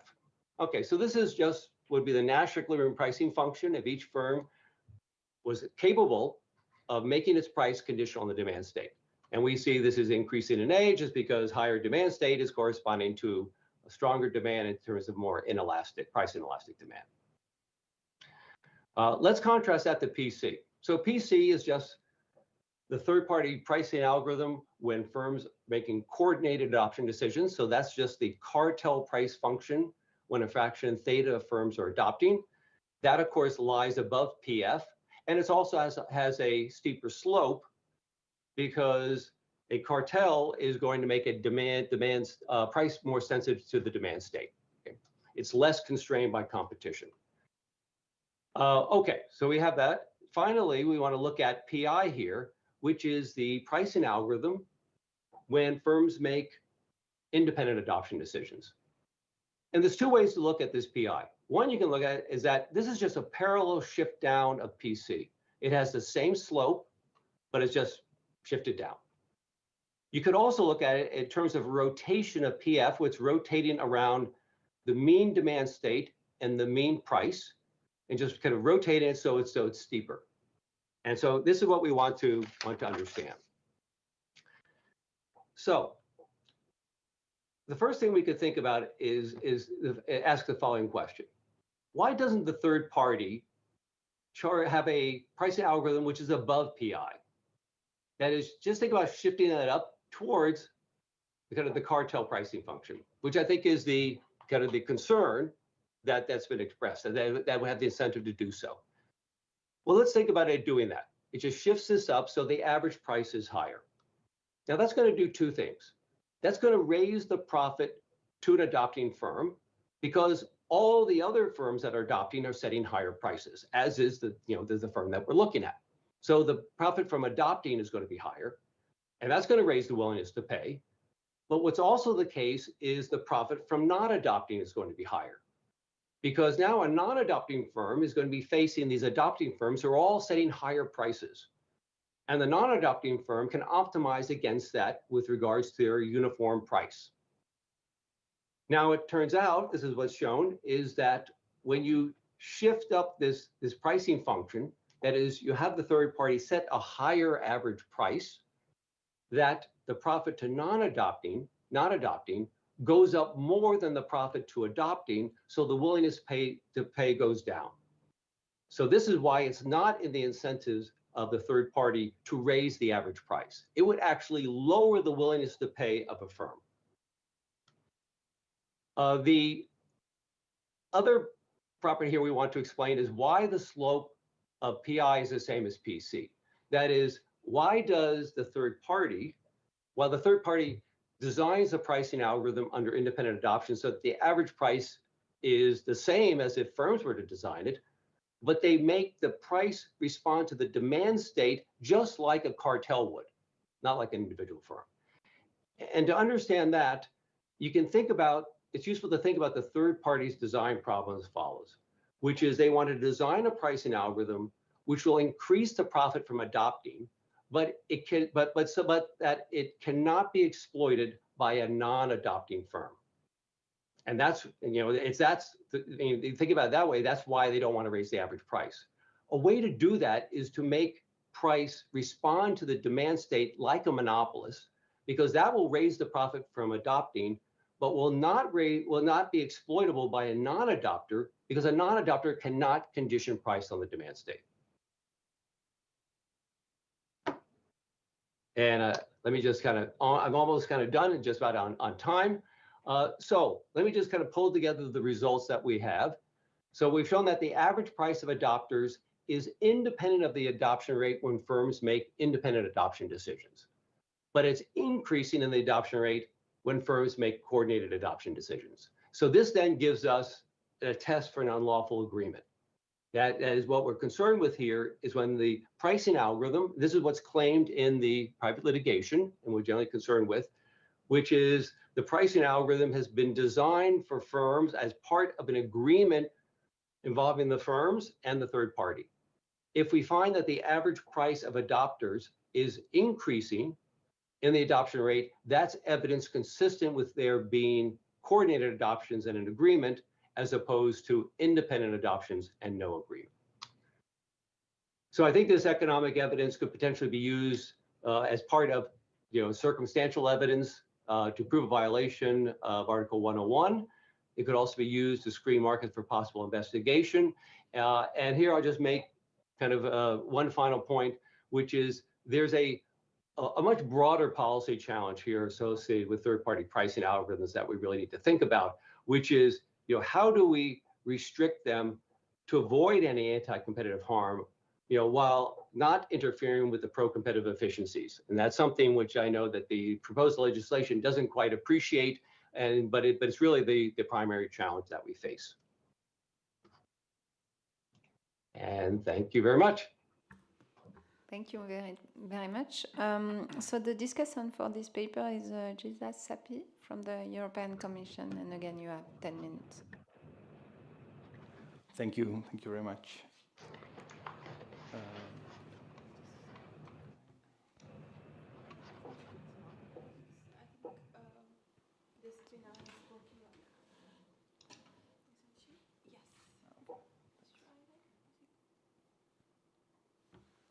Well, thank you very much. I'm Xavier. I work at DG Competition of the European Commission, and I'm very thankful for the possibility to discuss this paper.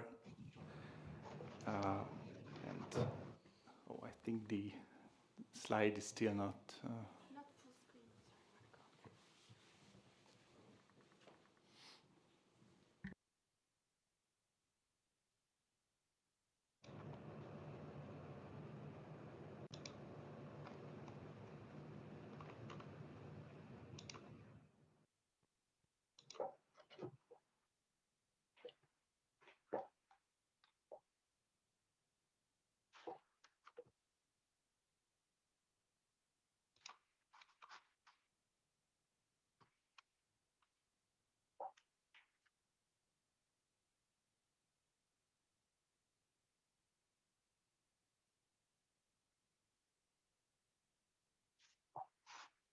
Thank you very much. So it's the first slide already, a summary of Joe's paper.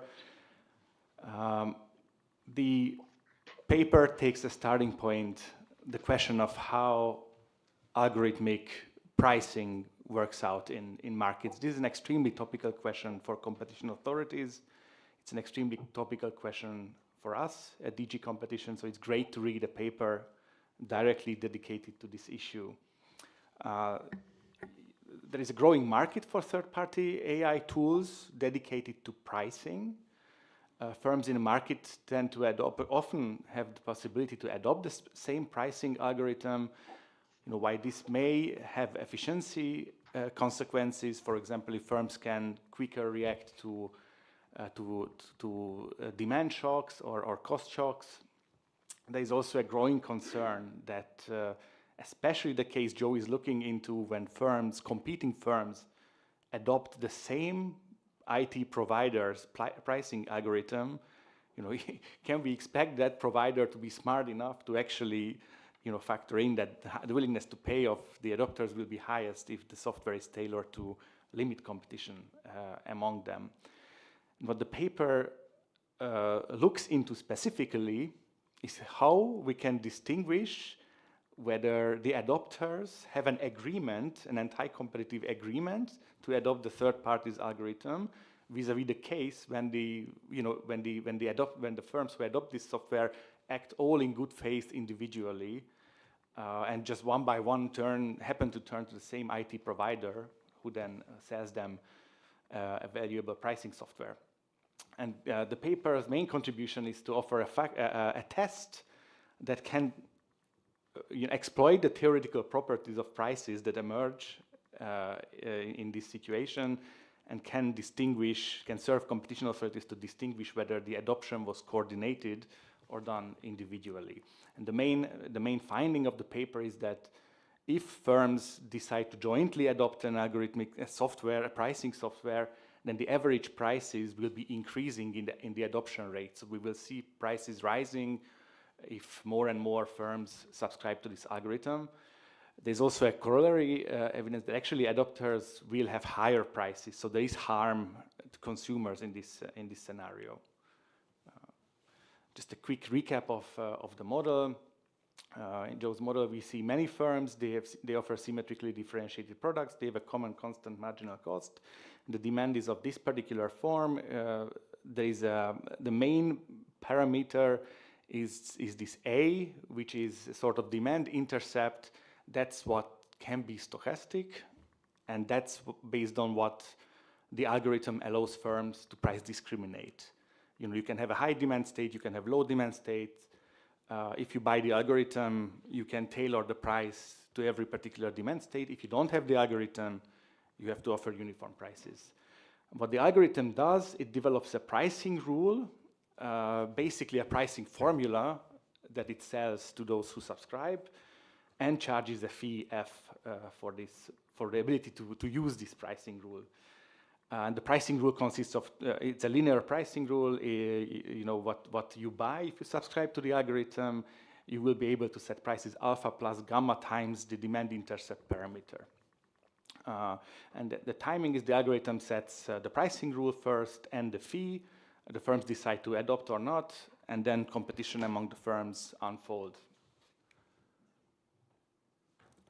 Some highlights of the model. There is a share theta that engage in first degree price discrimination based on alpha if they purchase the software. And the main building block is that the algorithm provider's objective function differs depending on whether the firms jointly adopt or whether they individually one by one decide to adopt. And under joint adoption, the third party is aware that there is an agreement among the firms who adopt. Either all firms adopt or none of them do, and in this case, the third party maximizes the willingness to pay of all firms adopting. And that's how it designs the algorithm. It designs the algorithm to maximize the adopter's joint profit. It really acts as a cartel operator. But it's not the case under independent adoption. Then the third party, the algorithm provider, maximizes each individual adopter's willingness to pay, which is the difference between the profits that particular firm can achieve by adopting versus non-adopting, but other firms may adopt. Even if the one firm's at question doesn't, others can adopt. That's not the case under joint adoption. And the main observation is that the resulting equilibrium pricing that emerges from this algorithmic software will differ under joint and independent adoption. And it's these theoretical properties that the final test exploits. I find this the graph that Joe showed very, very intuitive. Just to sum up, again, not in much detail, but we basically have, well, for me, two main scenarios here. The blue line is the independent adoption prices under independent adoption depending on the demand state, parameter A, and the black line is the prices that emerge under coordinated or joint adoption. And we can compare, say, points 1 and 2. At the average demand state, what we see is that the average prices are higher under coordinated adoption than they are under independent adoptions. What we don't see in this graph, but is a key result of the paper, is that the average prices increase in the adoption rate, in the share of firms adopting the algorithm, but only under joint adoption, not under independent adoption. So this is the key test, the legal test. Joe's paper is proposing if competition authorities have data and see that prices go up as more and more firms subscribe to the same pricing software, that's an indication for a tacit and actually agreement behind these adoption decisions, because you wouldn't see prices go up the same way if firms adopted the algorithm individually. I think this is a very, as I said, a very topical question. It's really the most burning question at competition authorities now, how to handle algorithmic collusion in a very practical manner. The test is extremely relevant, and the model is also useful. It's really great to read this paper. My comments are just questions, basically, maybe not even for this paper, but for further research. And I have a set of technical questions that relate more to the modeling. So basically, one observation is that adoption means the buyer acquiring the ability to engage in first-degree price discrimination based on this demand shift parameter A. So how competition unfolds under first-degree price discrimination matters. It matters for the individual adoption decisions. So my question is, what if the algorithm allowed targeted pricing based on some other parameters than A? You know, it could be, there's a classic body of literature on first-degree price discrimination and competition. It goes back to the 80s and possibly even before. For example, an AER paper by Tisse and Vives, 1988, where competing firms first-degree price discriminate based on location in a hoteling differentiated product setup. Or you know, that's at first that's different than a common intercept parameter A. Or they could differentiate based on the flexibility of consumers, say the age or the demographics on how consumers respond to certain incentives and rebates. That's also looked at in the paper by Mark Armstrong in 2006. Or there can be a combination of many parameters that firms can price discriminate on. Would the test?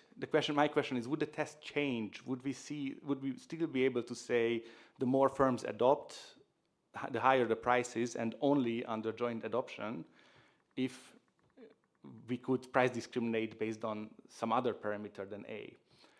A bit more detail on this. So the model appears as it is now. It might take to exhibit what this old price discrimination literature calls best response symmetry. So in a high demand state, all firms would like to set high prices. In a low demand state, all firms would like to set low prices. But in the price discrimination literature, there is another scenario when firms disagree on to whom to set high prices and to whom to set low prices.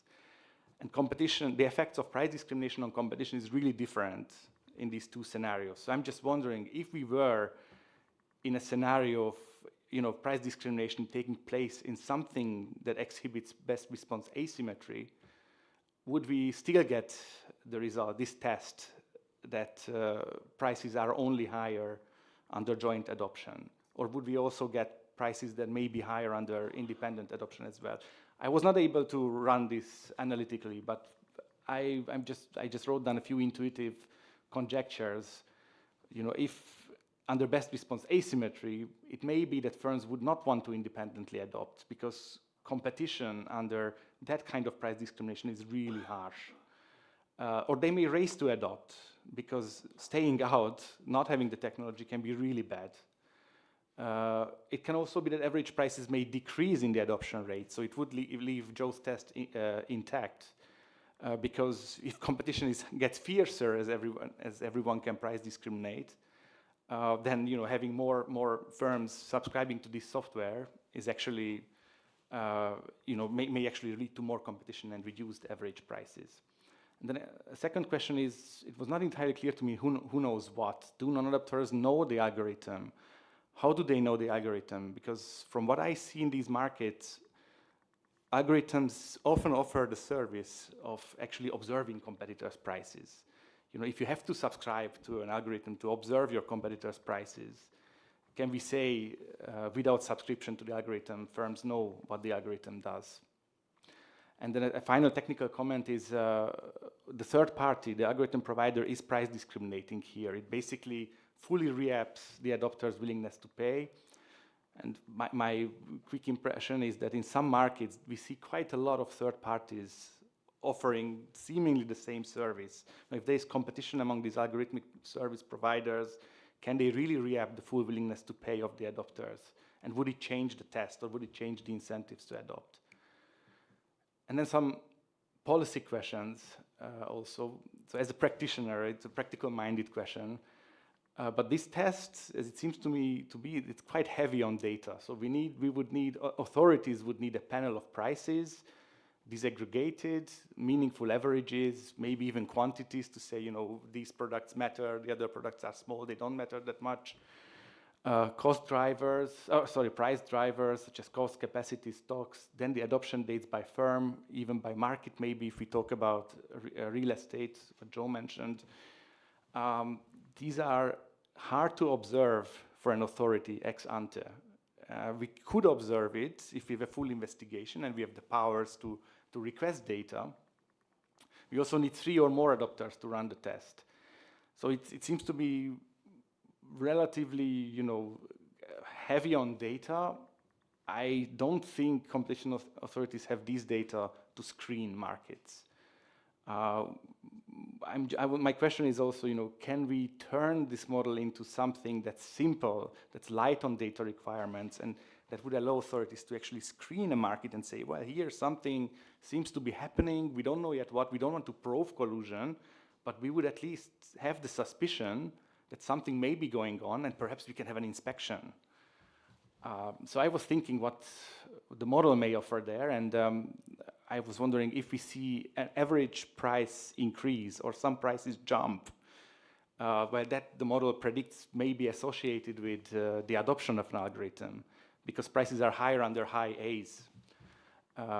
Or if the prices are highly variable, A is variable in the model, so if a firm starts to set variable prices, could we say, well, that shows that maybe an algorithm was adopted? And is it then meaningful just to compare pre- and post-adoption prices and see, well, the prices may have gone up. We suspect there was an adoption here. Prices went up. That's suspicious. Then the further question is, for regulation, can the test be applied to audit algorithms? If we had the power to ask the algorithm providers to run an experiment for us, could we ask something meaningful based on the model? And then a legal question that is very much at the core of proving a collusion case is liability. So who knows what? Does the third party knows it's acting as a cartel facilitator? I understand that's the assumption here, so it would be liable for what it's doing. But are the firms also aware of the competitive effects of their adoption decisions? Do they know what will happen if they adopt the algorithm? And would the results change if the third party was not aware of the agreement? Because I suspect quite often, or it can be, that the third party may not know that it's acting on behalf of essentially facilitating a cartel. As I said, all these questions may be for a new paper, and Joe's paper is tremendously useful to help us take stock of all these issues. Thank you very much. Thanks very much. Joe, do you want to react now, or do we take questions first? Well, let me just react quickly, and not to eat into time for questions. So thank you, Geza. These are excellent comments. On the policy, let me just say that you're right. It's not light on data, but take, for example, the case of apartment rentals, where an academic study was done, which found that the rents are increasing the adoption rate. That could then be the basis, for an investigation. So certainly, maybe the competition authority doesn't engage in this exercise, but academics or plaintiffs, economists do. Coming up with a simple screen, I'm going to think about that. I think that you have some interesting suggestions here for me to pursue. On the regulation, that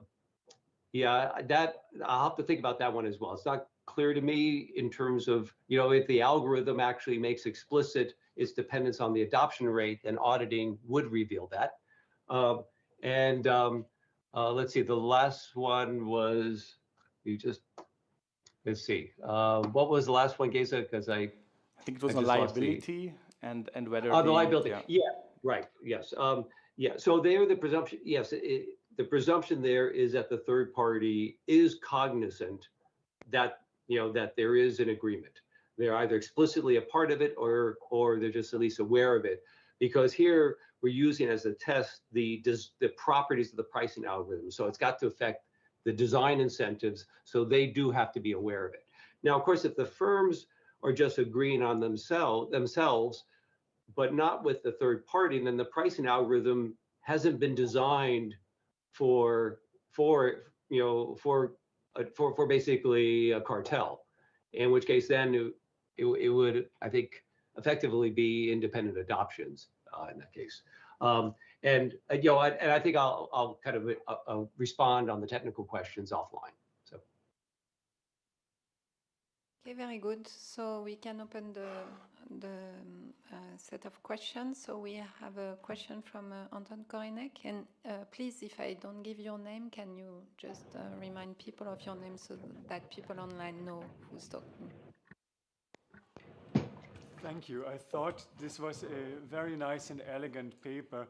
Essentially highlights how strong that force of competition is, at least under the independent adoption assumptions. Now, what I want to bring in is a little bit more about the specific characteristics of AI. So my interpretation of what happened over the past 5 to 10 years is that we had this new technology that made it possible to fine-tune pricing and optimize in ways that were just impossible before, but at a very significant fixed cost. And that fixed cost in itself makes it desirable for small players to join such pricing algorithms, and raises the desirability of buying from the third party in a framework. But conversely, it also reduces the threat of competition. So the pricing algorithm can exert more monopoly power, even if we have independent adoption decisions. And I guess the only force that could blunt that if we have sufficient competition among algorithm providers. But I was wondering what your thoughts are about this role of the high fixed cost of pricing algorithms. Anton, you're being hit upon what I think is at the core of this policy challenge, and something which is not appreciated by, for example, the proposed legislation, which is that there are these efficiencies. And because of the fact that it's not going to be in the interest of the individual firms to do so, or at least they're not going to have the capability. So in fact, on this point here, there's often drawn a parallel between hub and spoke collusion and third parties providing pricing algorithms. Hub and spoke collusion is just where you have an upstream supplier is assisting the downstream firms to raise price. There's no efficiency there whatsoever. It's just purely as a facilitator. But here we start from the fact that there is an efficiency, and it comes from partly kind of this fixed cost. It makes sense that for a firm to outsource this particular input, and the input's a pricing algorithm.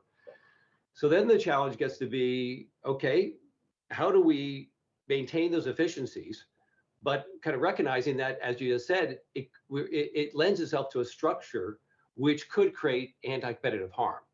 And I want to be careful here. You know, my paper finds with independent adoptions on a particular set of assumptions that you don't get the anti-competitive harm, but I think that's just the beginning of the story. There's a lot more research that needs to be done, because it basically comes down to this, that the third party wants to create value for its subscribers.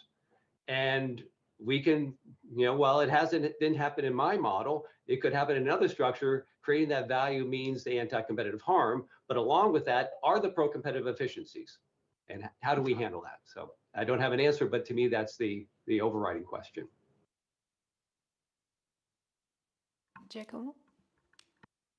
Thanks a lot, Joe, for the paper, and thanks, Jeza, for the discussion.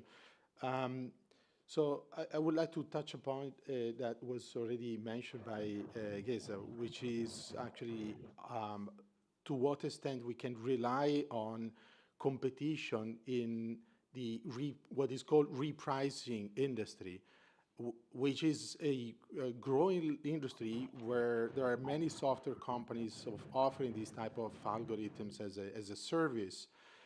We know not so much about it. It's kind of fuzzy what they sell, what type of services.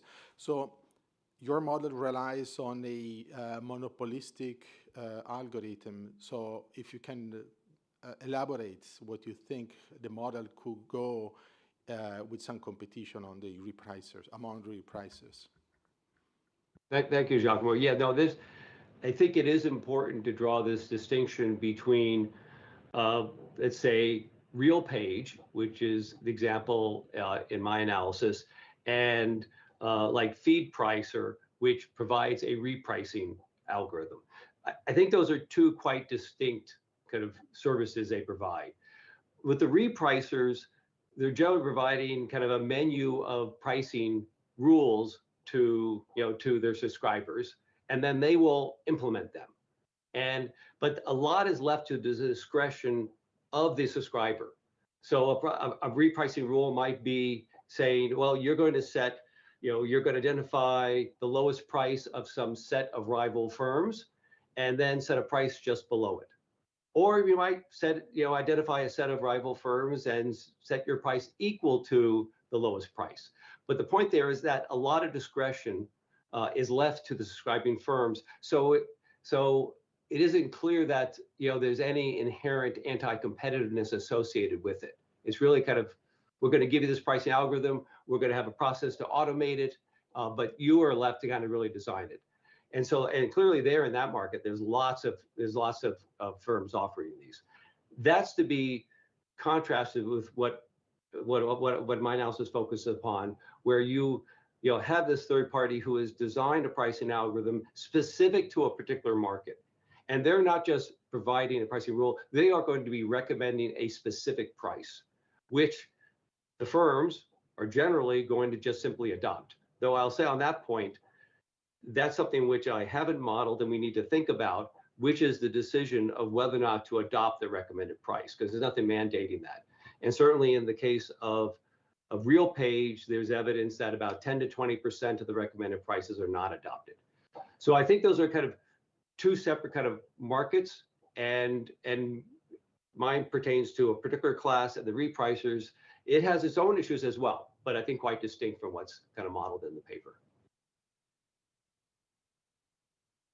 Okay, we have a question from Benoit Curé. Yes, thank you, Isabelle. I mean, first of all, I can confirm that this is a very lively and an important question for competition authorities. And there is not that much case law, so it's evolving, and an AI might feed the pipeline. So it's important to discuss it now, and I like the paper a lot. Two questions.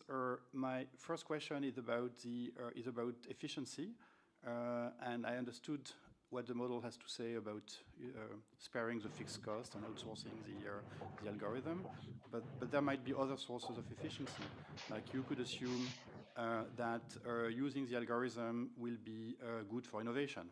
And if it's good for innovation, it might reduce the cost of deviating from the colluding equilibrium for any individual firm. So is that something that the model can capture or not? That's the first question.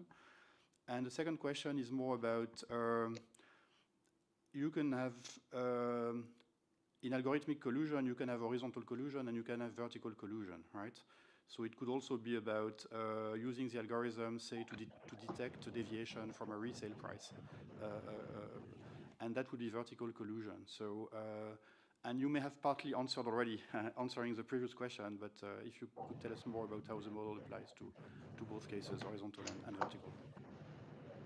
Yeah, so yeah, taking the second question first, yeah, I think that is more an issue about the repricing, which is but I'll have to think about it in the context of my model, because it's been solely in terms of horizontal, what the implication would be on vertical.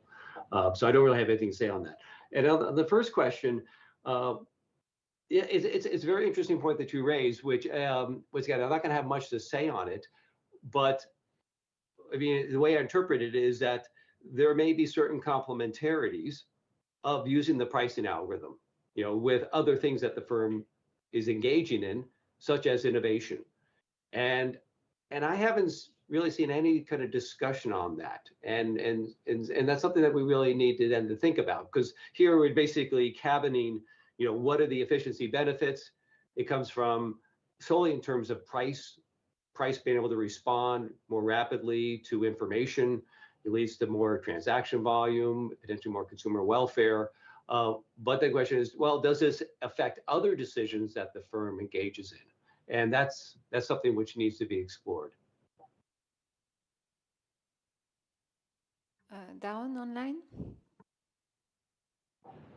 Thank you, Isabel. Thank you, Joe. That's a very interesting and insightful analysis. Two related points that go perhaps a little bit beyond the repricing focus here. But one of the things that I'm worried about algorithmic pricing is actually predatory pricing, that algorithms will enable big players such as Amazon to be very good at predatory pricing. So that you won't see in the short run. Your type of analysis may or may not apply in the long run, but in the short run, for several years, you may not see it. So that's a concern.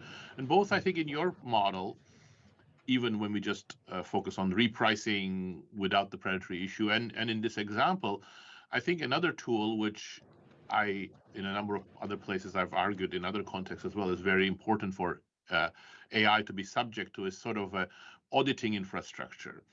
Meaning that for a variety of things, AI providers, trainers, integrators have to make their models available so that government regulators can come and run experiments on them. And I think that's really super important for these algorithmic pricing tools, because if you do that sort of experiments, you'll actually catch some of the things that you're talking about, perhaps even more directly. At the very least, it will be a complementary tool. So I thought I'll throw that out there. Yes, no, thank you very much, Debrun. On the predatory pricing, well, of course, predatory pricing has always been one of those challenging antitrust issues. Maybe we'll be able to have more tools to look at it, to pursue those cases in the case of algorithmic pricing. And the auditing, yeah, I think that's a really valuable point. When I think about, for example, collusion, that we recognize there's certain forms of collusion, just involving humans, not involving algorithms, that are harmful but lawful. And they're lawful because there's no remedy. There's nothing we can do about it. If one gas station raises their price with the hope that the one across the street takes as an invitation to set higher prices, that's as harmful as if they were to openly communicate, but there's nothing we can do. With algorithms, there are certain forms of collusion that we can do something about, because exactly, we can audit the rules. We can't audit someone's intentions, like the gas station owner, but we can audit the algorithms. And so on the one hand, algorithms pose their own challenges regards to maintaining competitive markets. But on the other hand, we have additional tools. And that's something which we really need to integrate in terms of regulation and the design of our laws. And in fact, I'll say this, the one proposed piece of legislation that I mentioned earlier in my presentation, there were several features to it. I just mentioned one of them, but another one is that the DOJ and FTC have the right to engage in discovery in order to learn the features of pricing algorithms. And that would be great if we had a structure which would allow much more in terms of ex-ante evaluation rather than waiting for the harm to occur and then to pursue these things through the courts. Yeah, fully agree.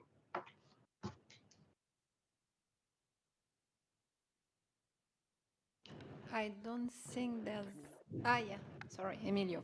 Yeah, so if there is time, I'll go with one more question or comment for Joe. Thank you very much for a very insightful presentation.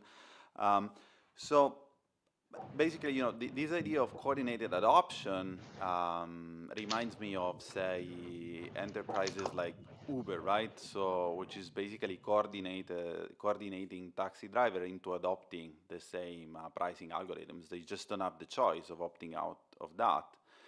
And then, you know, I wonder why isn't there like a debate over whether we should allow these drivers to, say, opt out and use something else or fix their own prices? Is it because there is a presumption that this efficiency gain, they swamp the deadweight loss due to higher prices, or are we somewhat blind, or what's your take on that? And a second question, if time allows, has to do with so thinking about strategies that these third-party developers may employ to increase the willingness to pay, right? That could kind of, in a way, pollute this test. For instance, you know, they might have an incentive to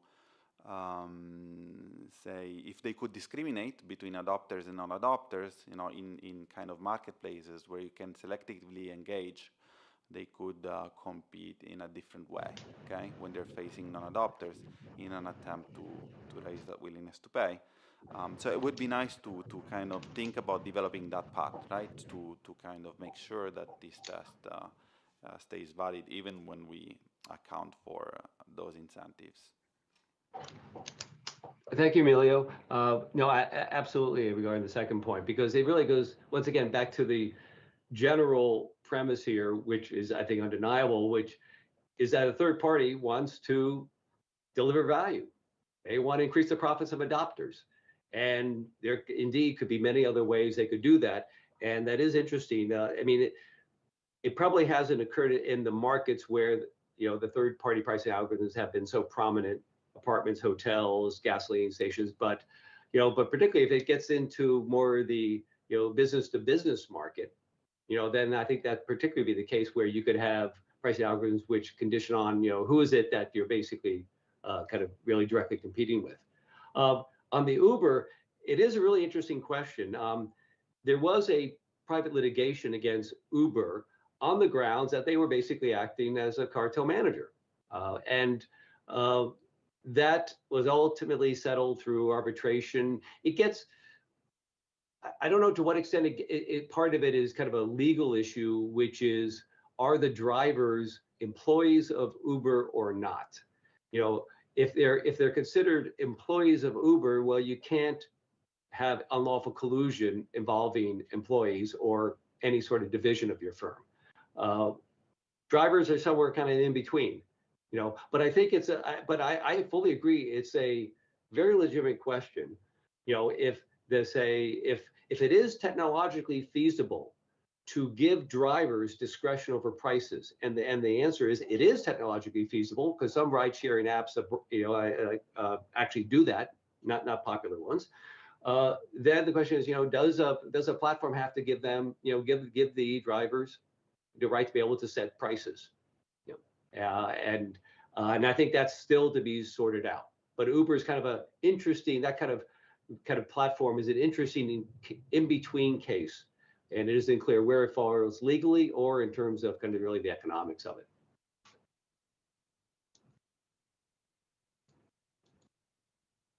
Okay, I think we're good with questions, so thanks very much.